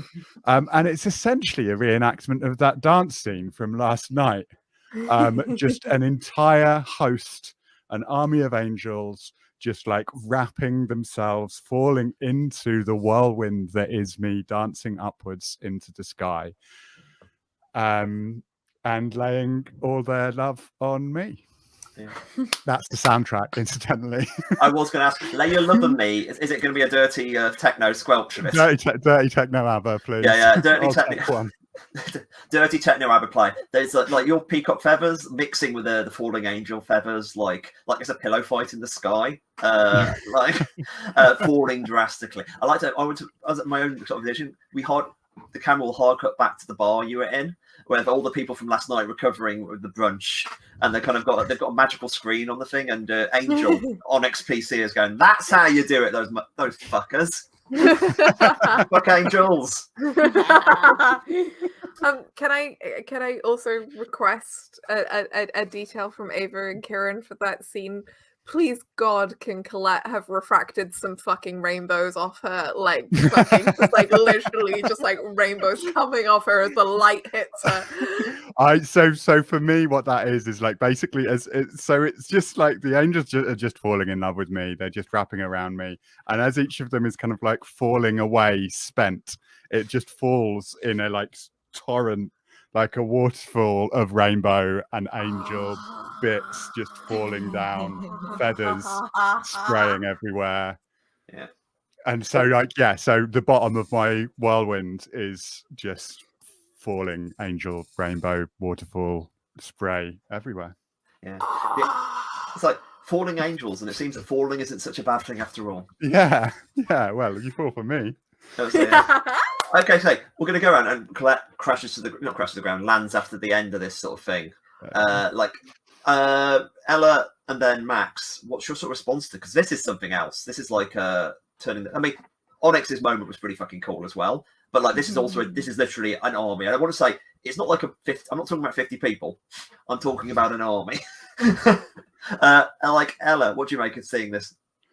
I think Reese is like laughing so hard they're crying, like grinning so much that their face hurts, like, and they're this kind of like older version of like their character is this older person with like, you know, weather beaten skin, kind of deep wrinkles, and I think like all of the wrinkles and like laugh lines in their face are like deep creases, and they're just like running their hands through this like kind of like thick white hair, and just like they're just like grabbing the back of their head and just like they're just laughing, they're just like staring up at this fucking like thing and just being like, shit. I mean, if I wasn't religious before,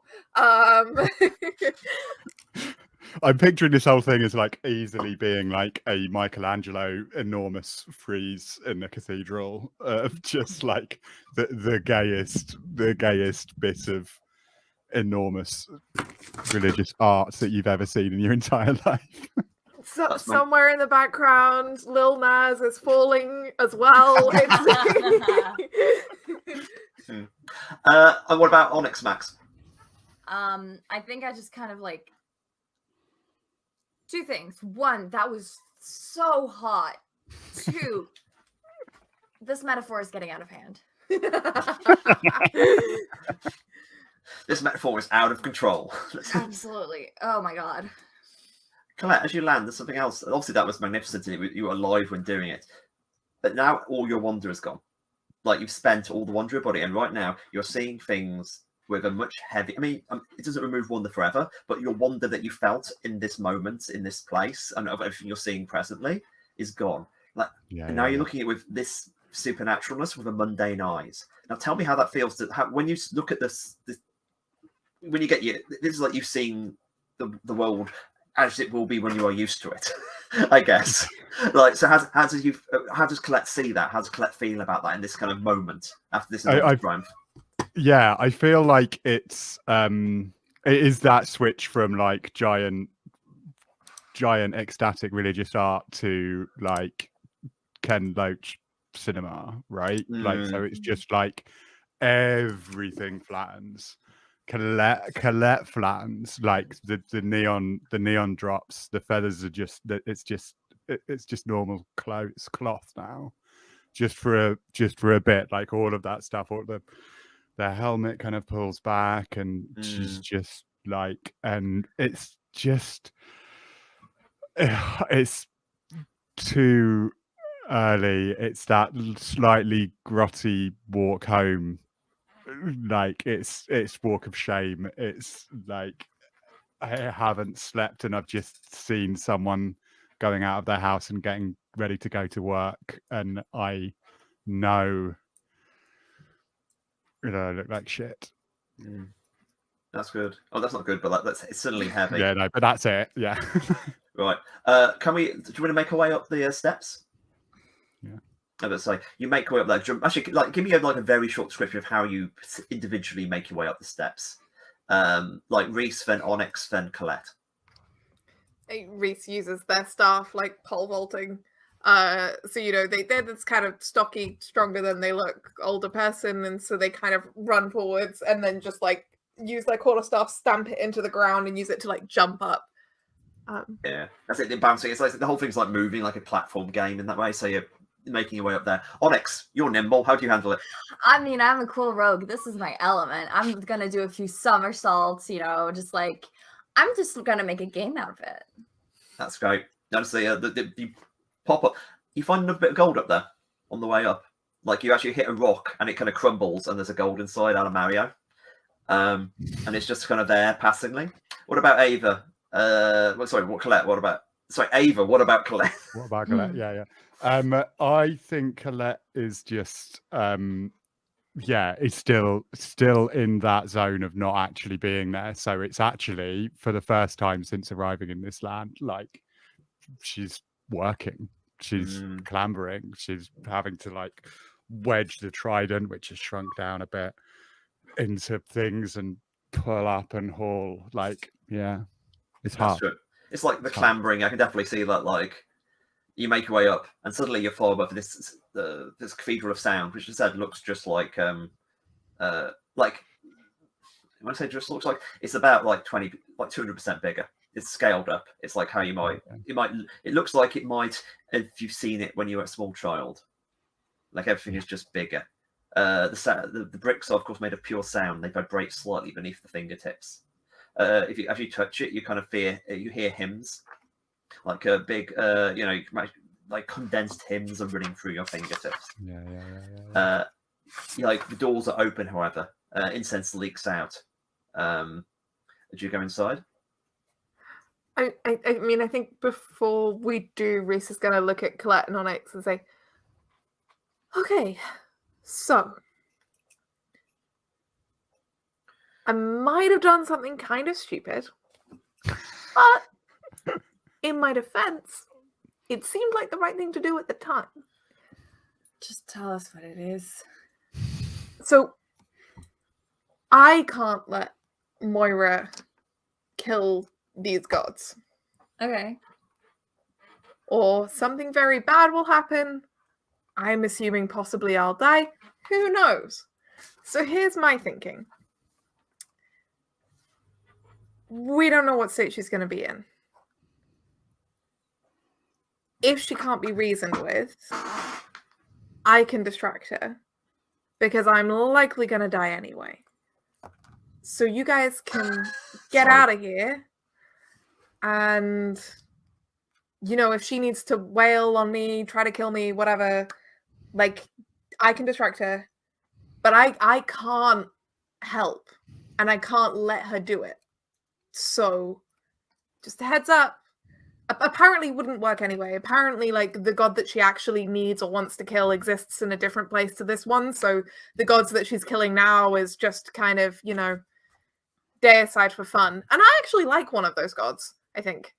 But anyway, I can't let her kill them, but I don't want you guys to get hurt. I think I could be a useful distraction if she can't be reasoned with. Hopefully she can be reasoned with, but if she can't be, my life is forfeit anyway, so. We're not letting you die. Buddy, do you listen when I talk?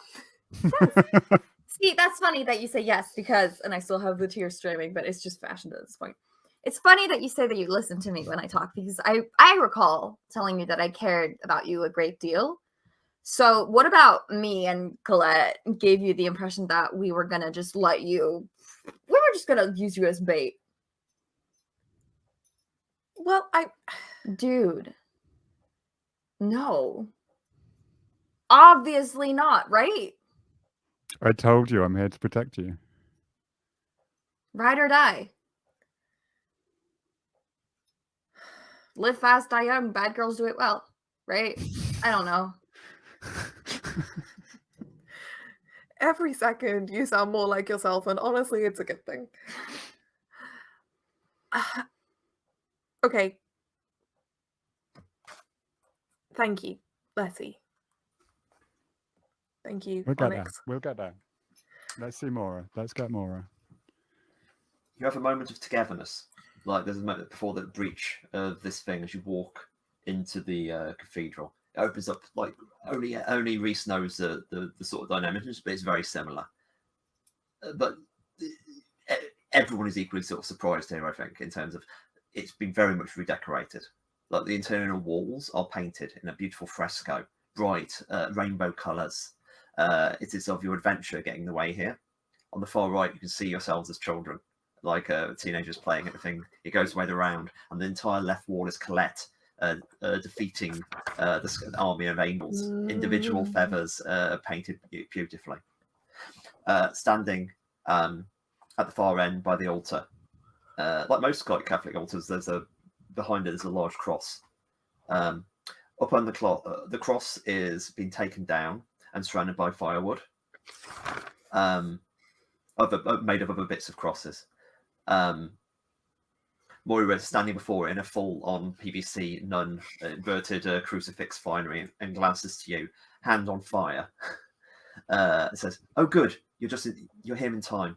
I just want to make this place safe for us, and we'll have our last break here for like, is 5 minutes good enough?" It is. I think we can start again.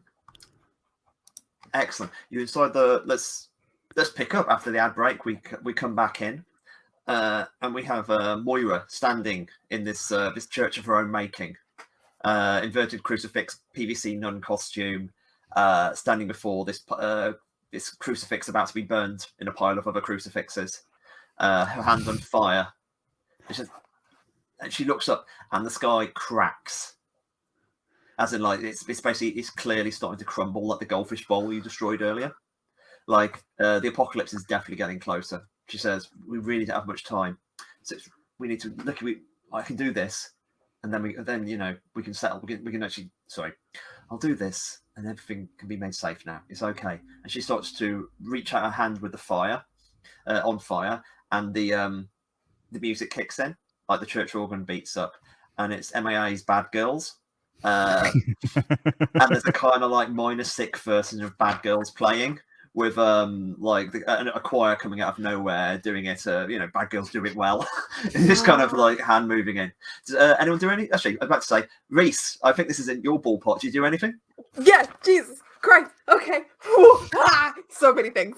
I mean, I think as soon as Reese sees Moira, like when she says that I've been waiting for you, Reese just drops the quarterstaff with like a clatter to the floor and just like sprints forward and then kind of like reels to a stop halfway there, kind of like not sure what to do, and is gonna. Moira, you're okay? I was so worried. I thought that something. Are you right? You heard that there was you. Apparently, you're trying to kill God. It's like someone has to. That she smiles back. It's like I'm sorry. It's been really like I had no idea it would be like this, but we're here now. No, Like, you don't need to apologize. I need to apologize. What? I don't even know where to start. Are you okay? She's been distracted by your clear emotional distress. She kind of lowers her hand away. She's not going to just do it yet, and it's this kind of like Reese, it's okay. It's okay. It's going to be okay. You're not okay. Okay, people, do not do this. You are clearly not okay, and I don't know what's going on. I thought you were happy. I mean, in a fucked up way, but I thought that you were all right, and you're obviously not all right. And I thought I could live the rest of my life knowing that you were finally okay, and that, but you're not. And what happened? And she sort of speaks like it's hard. I mean,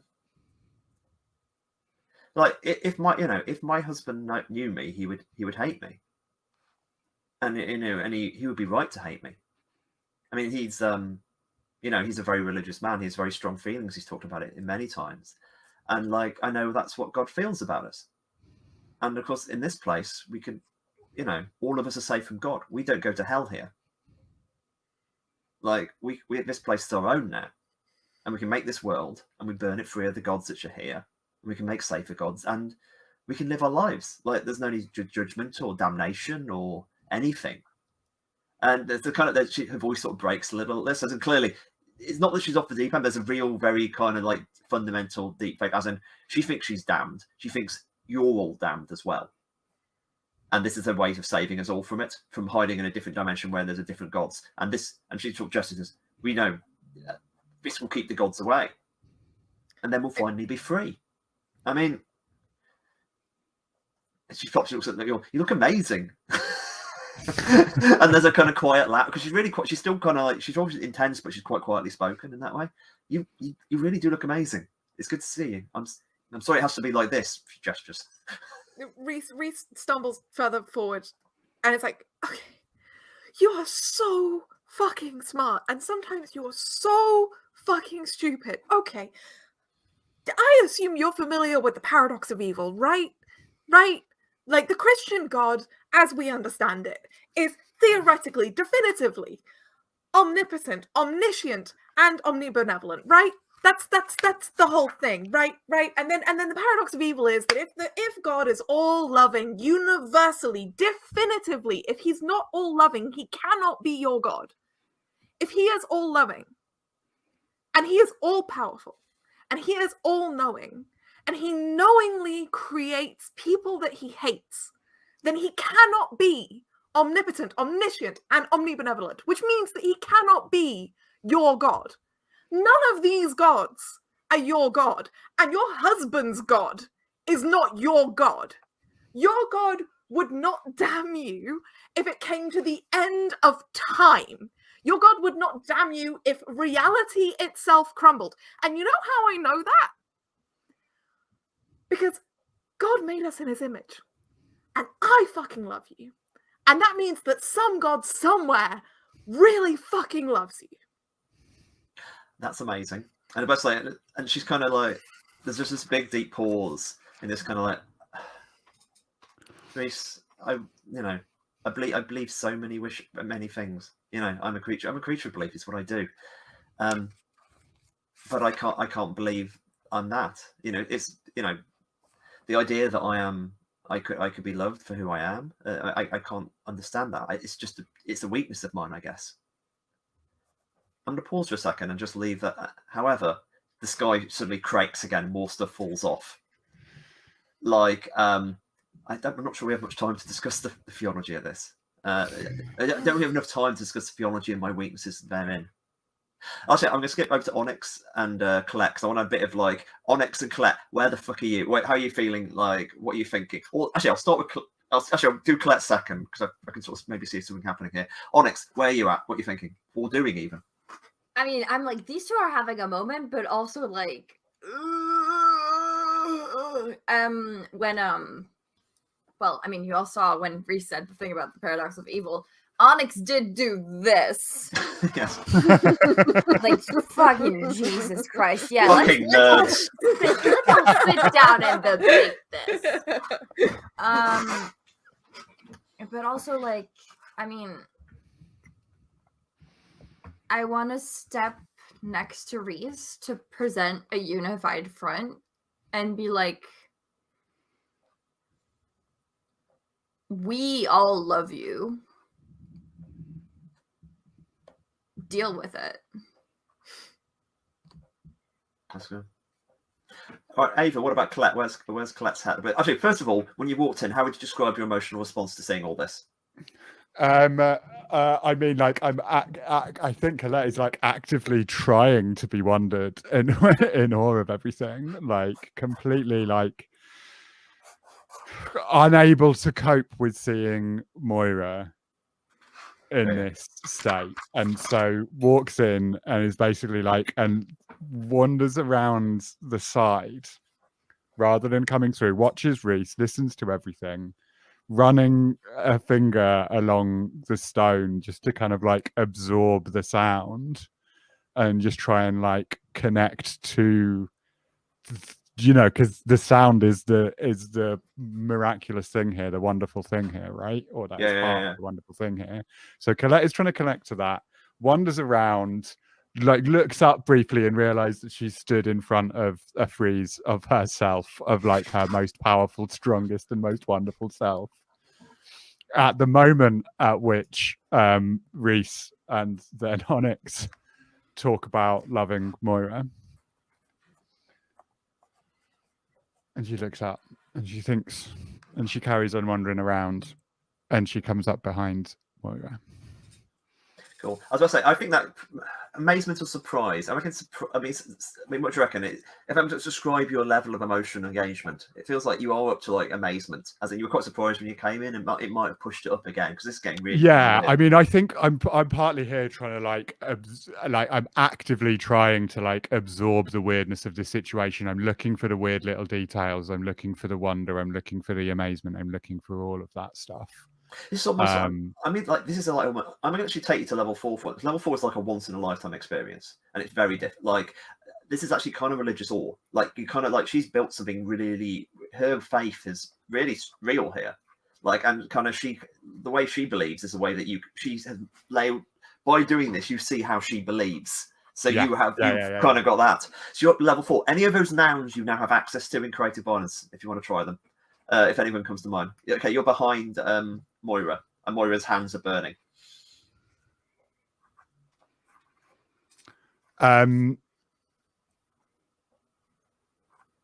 I look at my trident, and I look at Reese and Onyx over Moira's shoulders.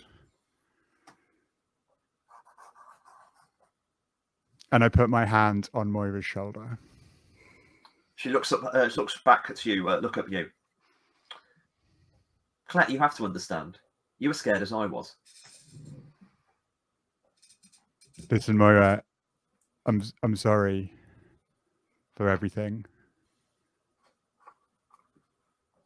It wasn't right, and it wasn't okay. And you showed me stuff that I couldn't have imagined. I can't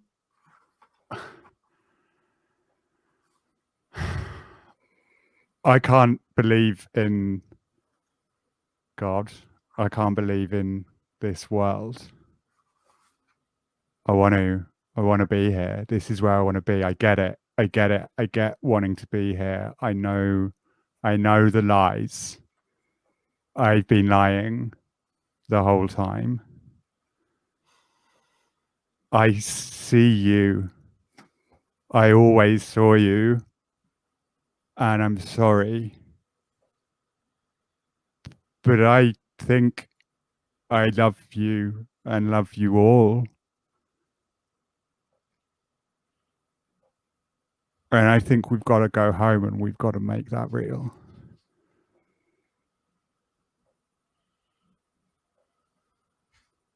That's like, she's reaching out desperately and that kind of thing there, as in like, and she can't like literally. There's almost a blockage in her, and you remember her speaking about weakness. Mm. And your trident says to you, you can't help her. She's lost. Oh no. I'm sorry. Should we want to have a break here? That was a lot. No, no, it's fine.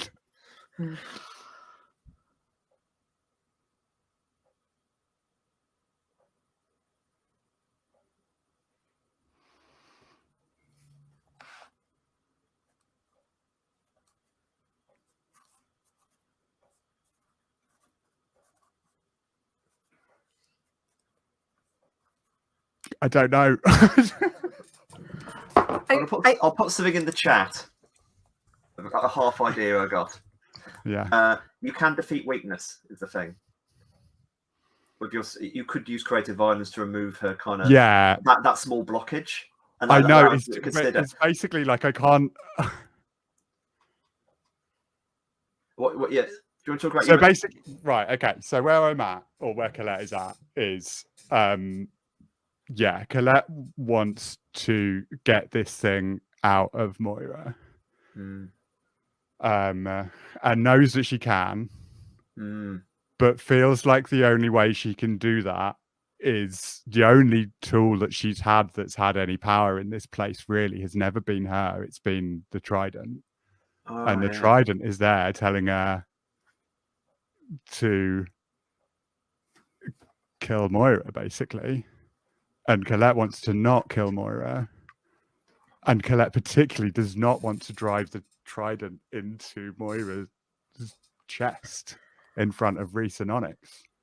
I mean, I okay. Thinks that's the way. Yeah. It's like because Colette is so basically Colette is the position that Colette still believes the trident. Colette has always believed the trident. And I was sort of thinking that might be the thing that I was thinking maybe that's the moment it cracks for her. But like, no, I think she's still in it. In which case we can leave you and Moira looking at each other quite sadly and move to Rhys and Onyx. I think. Like listen. I have a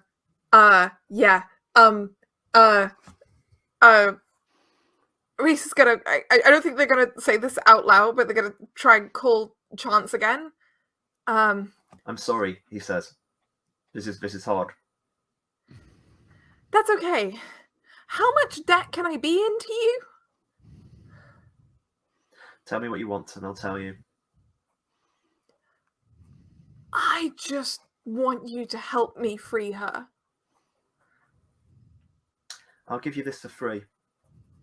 And this is my only bit of advice. That little, I'm different. I'm somebody you knew, and I'm just trying to give my best advice. I'm like you. This place made me out of the memories you had, and I was that. You loved this man. However, that little voice that is speaking to your friend Colette, whatever that trident says is a lie. She will only lie to you, and she's trying to hurt Colette, and she's trying to hurt her friends. But Colette has the power to set her friend free if she wants. Be careful, kids. Fuck. Okay. Rhys is gonna step forward. Colette is kind of kneeling back down into a battle pose. So Rhys is gonna step forward to Moira. Look at her. Moira. Just look her in the eyes. These, piercing sage eyes. Moira, I love you. And I'm going to step forward and try to hold her. And as I try to hold her, I'm going to look down at Colette behind her and say, that thing is lying to you. Free her. Please, for me.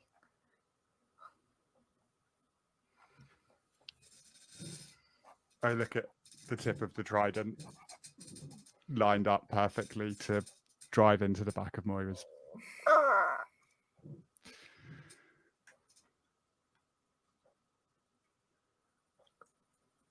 You can just see Colette's face is just this kind of bundle of knots and this kind of stages of realization about Moira's been lying to us.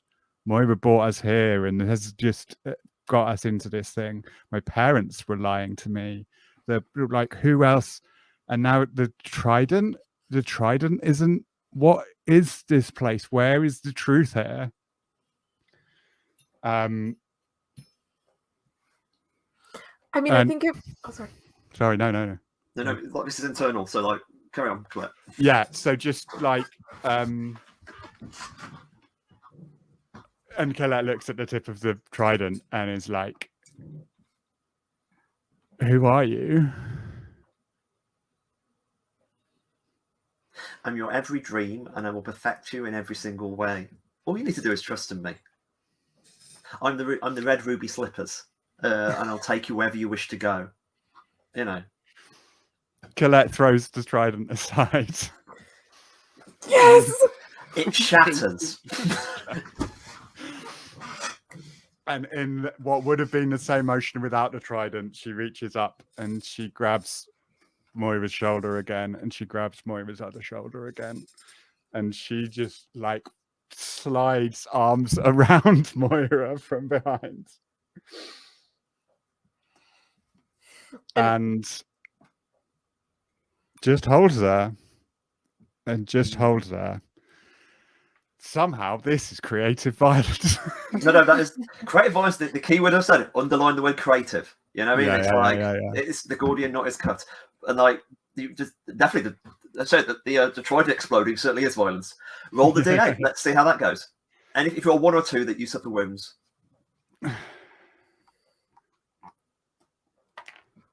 It's an 8. Oh my god. Do you want to describe anything, how it looks, or do you want it just to be quiet? I think it might be. I think it's fairly quiet. But I think it's just like the strongest hug. Like, and there is so much in there, and there is this, like, I am whispering into her ear that I am sorry, and I am kissing at the back of her neck and around, and just saying, "I'm sorry." She's in tears sorry. now too. It's like she said, "I thought I deserved it. I thought we all deserved it. I thought I deserved everything you said. I'm sorry. Like you're hugging Reese. What are you doing?" So I said I was in front and hugged her. So, and I think when Colette comes up behind, I think the first thing that happens is like when we've got like each of us on either side, is Reese just says quite fiercely to both Colette and Moira at the same time, like, they don't know you, I know you. And I love you. That's great. I was like, sorry, you feel finished, Reese. So I wanted to make sure Onyx had a chance to sort of. Sorry. That was actually kind of what I wanted to say next, if that's okay. Because I think that like the sequence of events is say that, hold them, pull back when Moira says her thing, and just like Reese just holds like her face in his hands, and they kiss her forehead very firmly, and like kind of rub the tears away from her cheeks, and like, you always had us. And then I'm gonna look at Onyx and say, don't think we're gonna fucking leave you out. We're not your fucking parents. Pause just a second. I want to give Onyx a chance to like is there anything particularly in that area you would want to have done, or like is there anything like, because it's like that was definitely like a triad drama going on. Like you were left out. How's that? How's Onyx feeling there? And like, is there anything you want to do?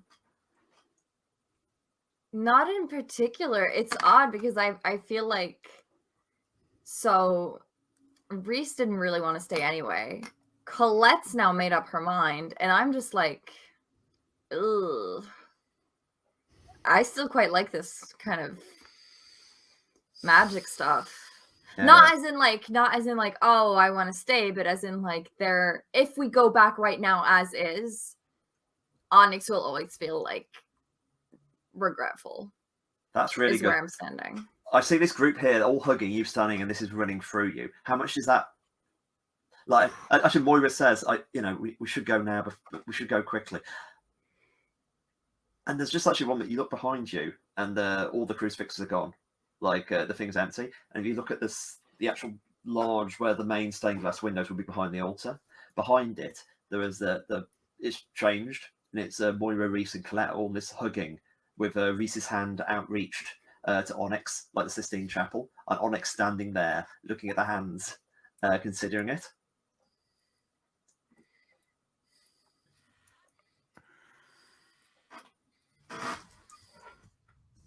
I'm looking at the. I think you're the only person who's noticed that the thing behind has changed. So it's definitely saying, "Oh yeah, this feels important." Like, but also like, how are you going to say it? Because like, I'm sorry, I'm not saying. Moira says we need to go before before anything else happens and the sky starts shaking. Like if we go, we have to. Like Max, this is Onyx's chance to sort of like say something or decide to or make the argument or how you feel. I step closer to the stained glass of us, and I just say no.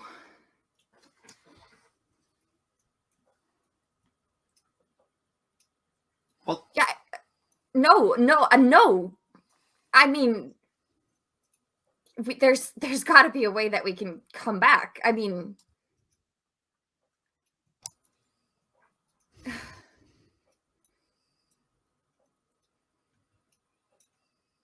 clearly you guys have something going for you.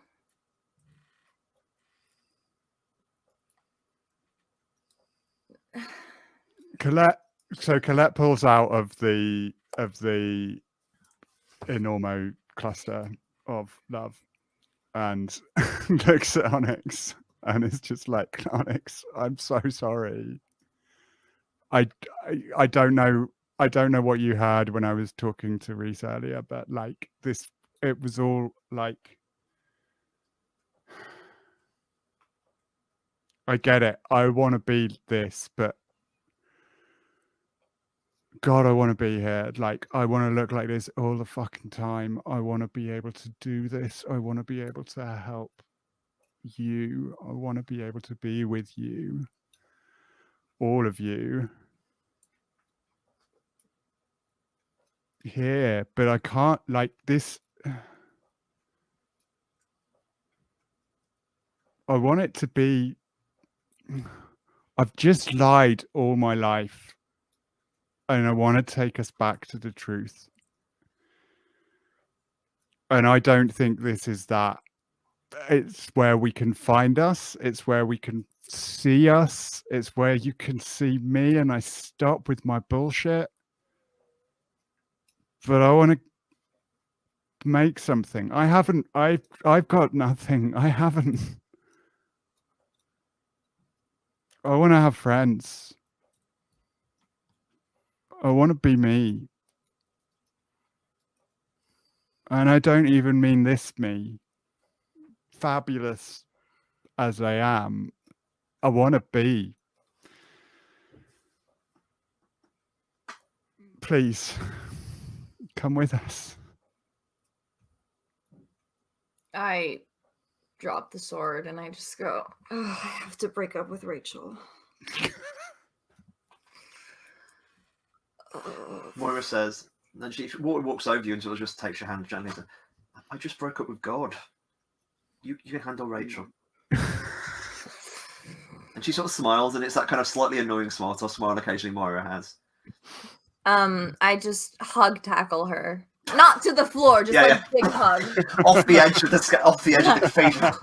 And we die. Yes. Yeah, I mean, as soon as you do that, Reese gets in behind you and hug tackles you and just like kisses the back of your head and holds you just so tightly and is like, you know what's real? Real is being up at 3 a.m. on Pride, meeting a person who's got a plastic halo with the batteries running low and this crazy goth makeup and this amazing PVC outfit who is going to hold you so tightly that you forget what it feels like to be cold. It is not this place. We're family. Come back. No, you've got me. You've got me. Okay. Let's do it now. Like, I made it as well as like, I made it out of dreams, and that she just shakes her head. This does not solve any of my problems, but you guys did, and we did it together. Or shut up, the lot of you, she says to herself, as another bit of the sky falls down, shattering beside her. I can't, I'm not ready for doing these emotions, but you're everything. And she holds out her hand, taking it. What we're going to do now is the ritual. The ritual is, if you want to stay, you say, the game continues. If you want to go home, you say, the game is over. We go around the circle, Moira, Reese, Onks, and Colette. Moira sighs. The game is over. The game is over. The game is over. The game is over. And instantly, like with no discontinuity, you're all sitting in front of the computer screens with the Zoom chat in front of you. You glance over the time. No time has passed. You look at each other, like Moira's eyes are streaming with tears, saying thank you, thank you, thank you. And we hard cut there. Now, the way Die's epilogue works is this. I'm going to go around the room. Reese, Onyx, Colette, and actually I'll start with and more. I'll say me first, actually, and then I'll go around the room. Actually, I'll do the last, actually. Sorry, my brain's playing. I want you to tell me how this experience has changed your life. As in, like, how Reese's life has now changed and is different due to your experience at Die. Reese, if you want. Okay. 4 things. 5 things. But I'll try to be succinct. First, I think as soon as we get out of that game, Reese looks at everyone in the Zoom chat and it's like, okay, I've got like 1,000 quid in savings. I am coming to you right fucking now. And I'm going to see you all in person. And then just like fucking gets like a train and Uber, whatever is necessary to go and see you all in person. Second, they donate Simon to a pet shop. Because they can't look at him without feeling weird about it. Jesus Christ. Third, they ask Ava if she wants to move in with them so that they can figure this shit out together. And I don't know what Ava says, but sorry, they ask Colette. I don't know what Colette says, so but they ask. Fourth, they definitely try, and again, this is a question for Kieran, but like they definitely try to have a big, long conversation with Moira in which they tell her how guilty they feel and they tell her how amazing she is to them in just so much detail, and they just make it very, very clear that in whatever capacity she needs them, they will always, always be here for her. And if that capacity is that she needs them to not be in her life, that's okay. And if that capacity is that she needs them as a fucking IT consultant, they'll do that. But they just kind of make it very clear that unconditionally they will be there for her. And actually, sorry, 6 things. And they make Onyx go to like a satanic queer market which has like a bunch of just wild fashion and just weird shit, and they insist on like just keeping her like them out for like just until the sun rises the next day. That's a journey on it. Actually, I'll give you one final additional beat to that. There's just there's that one thing. It's like you walk in, you've got your checklist for the future. Like if you're organised, you feel directed for like the first time in forever. But there's one weird thing you do, like when you're clearing out Colin's. You get, you sell Colin, as you say, but you're clearing out the remainder of the rubble. Was it the sand at the bottom? It's called. It's like a goldfish. Oh yeah, like the gravel. Yeah, gravel things. You drop the bag on the way out, and it drops to the floor. And it kind of spreads, and just for a second, you're pretty sure it reads, "Don't worry, I'll be fine," written in the rubble. and you will be too. And then you look again, and it's just rubble. It must have been a trick of the light, surely. Onyx, what about you? Fuck. Okay. Worth noting, you could actually just choose an image. You don't like not that Ella did it great, but you can also just be small and minimal and just give a moment or describe like just an image if you like. Like all approaches are good. It's about giving your epilogue that means something to you. I dye my hair black. That's a great image. I just like the next morning I just go out and I buy like just shitty black dye and I dye my hair in my like bathroom and I stain the sink black and then when I break up with Rachel, she's like, obviously she's like, well, like clearly you're going through something. And obviously that means that she doesn't know me at all because this is the best I've been since high school. And obviously I'm visiting you guys. We're gonna hang out. It's gonna be weird. It's gonna be weird, but we're gonna hang out.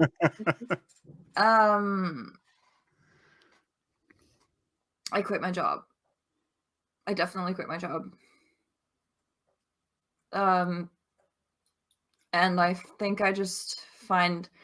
Oh, you remember that bar that I was talking about? Yeah, I think I get a job there. As like... They have like these like open mic nights, and I manage those now. It doesn't pay great. I've had to move out anyway, so yeah, that's great. One night you're in the bar and there's this like you've been there working there for a while, and a girl comes in wearing black leather and like fake angel wings and a lot of makeup and a sort of a skew with halo. And like she's trying to look what you can sort of tell she's both nervous and cute is one of the, and also like throw out and eventually after several drinks she confesses Stu is like, I've been trying to come in here for like months seeing you in here because I see you at the bar and you look so cool, and I just kind of wished I could be like you. You're an inspiration. And we'll leave that lib hanging there. Actually, do you mind if I do mine before? I think Colette should be the last person because ending with the GM's character feels weird. Because Moira, I think keep it really basic. Moira like apologizes, like it's that kind of like this isn't right for me. That's the image you get in. I'm sorry, you didn't know me, and you know me now. And she's pretty much out there immediately, and it's very hard for her. She realizes she needs to make a clean break from this. And I think the weird is that she finds a way back to her faith. It's like she has a much more healthy idea of her faith, and she kind of ends up. And the last image I would like to see is her like in church, in a congregation which much more accepting of her, singing in the choir at the front, Alice Sister Act, but she's got them singing Bad Girls, and she smiles to herself somewhat wickedly. Ava, what about Colette? How does this change her life? Don't worry, Reese. Letty says yes. So yeah, Colette moves out, finds still a shitty job, but somewhere where she can be with someone who cares about her. And so the little vignette is basically like possibly the same bar as Onyx was in, possibly the like CD club underneath. Like there's a kind of massive basement area, like either next door or a little side door that you can get through, and is playing weird queer techno nonsense, and she sees, I don't know who of the others walks in, but I'm hoping that it's all of you. You've come to support, you've come to watch and see the show, and as you do, I drop into like the kind of like throbbing abstract noise, a mashup of Lay All Your Love on Me by ABBA and Mean by Taylor Swift. Why you gotta lay your love on me? And smiles down, and like as you walk in you see that she's dressed up, and it's this weird canopy of feathers with glow sticks running down. And is she standing on a little footstool behind the DJ? Because she looks fucking massive. And she's dancing. And she looks like a whirlwind. That's magnet. I like it's the I just like I don't even want to add anything to that. It's just basically like, it's the queer club dance floor, and the kind of just people whirling around you, and it's that kind of like as we pan around, this sort of moving patterns, and there's everything's very very calm. You know, very very like not calm. Like, everything's at peace, but also static. It's that idea someone can breathe air that high. And I reckon it like you end up with like a recreation of that freeze with Colette at the top and just people like dancing in spirals down, and it just like freezes and turns into a painting. Yeah, I was about to say like that's the fresco on the club wall which we've kind of set up. As we kind of do it. It's not as beautiful as one in the fantasy world, but it's real and it's family. Yeah. And that's the end of the game. Thanks to everyone for playing. Now we collect the dice. No, you can't have it. Give it me back. Give it to me. Ella, pass me Reese's dice. Just eat it. Just swallow it.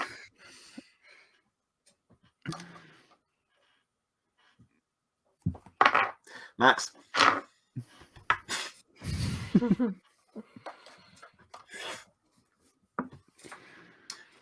Ava, Colette's dice.